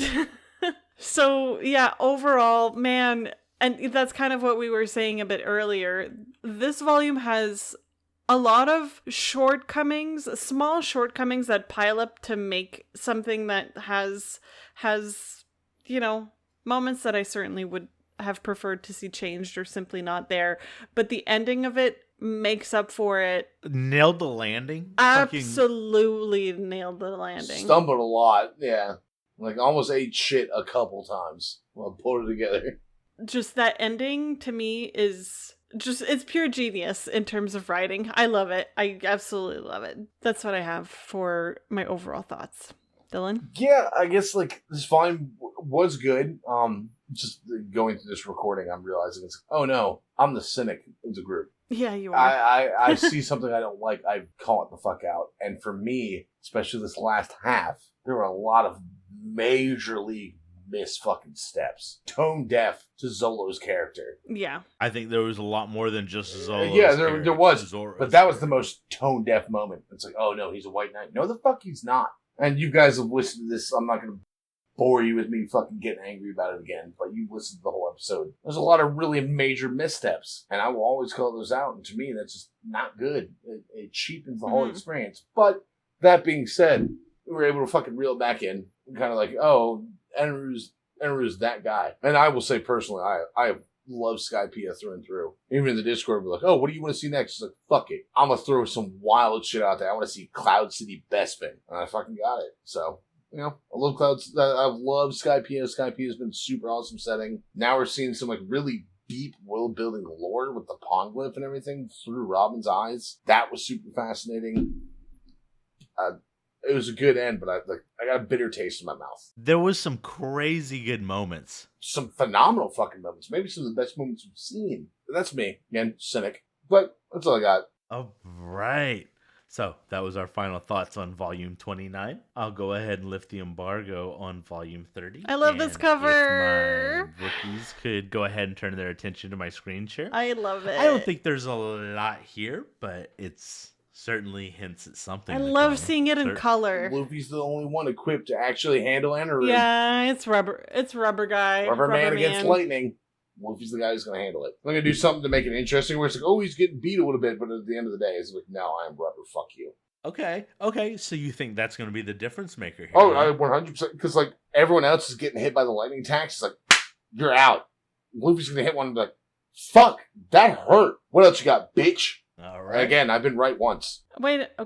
Sure. Am I seeing properly? Are those his earlobes? Oh yeah, those have always been his earlobes. Oh, yeah. He's got disgusting earlobes. I have only just noticed. I thought they were like the strands of his do-rag. No, he's plugged up and he has fucking nasty ass ears. I hate that. Do your lobes hang low? Do they wobble to the floor? I hate that. Yeah, it's gross. Why have I only just noticed? Well, Yeah, it's gross. Unless it's like an actual cultural thing. I don't understand it, but I respect it. But if not, yuck. Oh, now I'm bothered. I don't like this anymore. Yeah, but yes, those have always been his ears, and if you haven't noticed it until now, I feel good for you. I haven't. actually. I only just realized this. There's actually right only now. been a couple scenes that really highlight on it. A lot of times it's like you see him stretched down, but you don't see the length of I him. 100% would have brought it up before if I had noticed. Yeah, you're cool. Like, you're about body shaming, like the Hachi thing. No, I'm just 100% kidding. 100% kidding. He's about body modification, V. I'm sorry if that's a sin. No. I really thought it was the like extra fabric of his do-rag. I mean, I still really like this cover. I really like it. I love the color scheme on it. Yeah, the coloring is beautiful. The kind of mosaic thing in the background is also really nice. I really like this cover. I just don't like that those are his earlobes. That's all. All right. Well, we certainly have some thoughts on what's to come. We will go ahead and wrap up here. I do want to direct everyone's attention to our Discord. That is where you will find the most pertinent announcements, information, and come chat with us. We'd love to have you a part of the conversation. So, we'll bring this whole thing to an end now. Feel free to read volume 30. We're 30 volumes in. Oh, I think shit, there's something to be guys. said for that. This is volume 30. And as for now, bon voyage! Bon voyage. Ciao, Bella.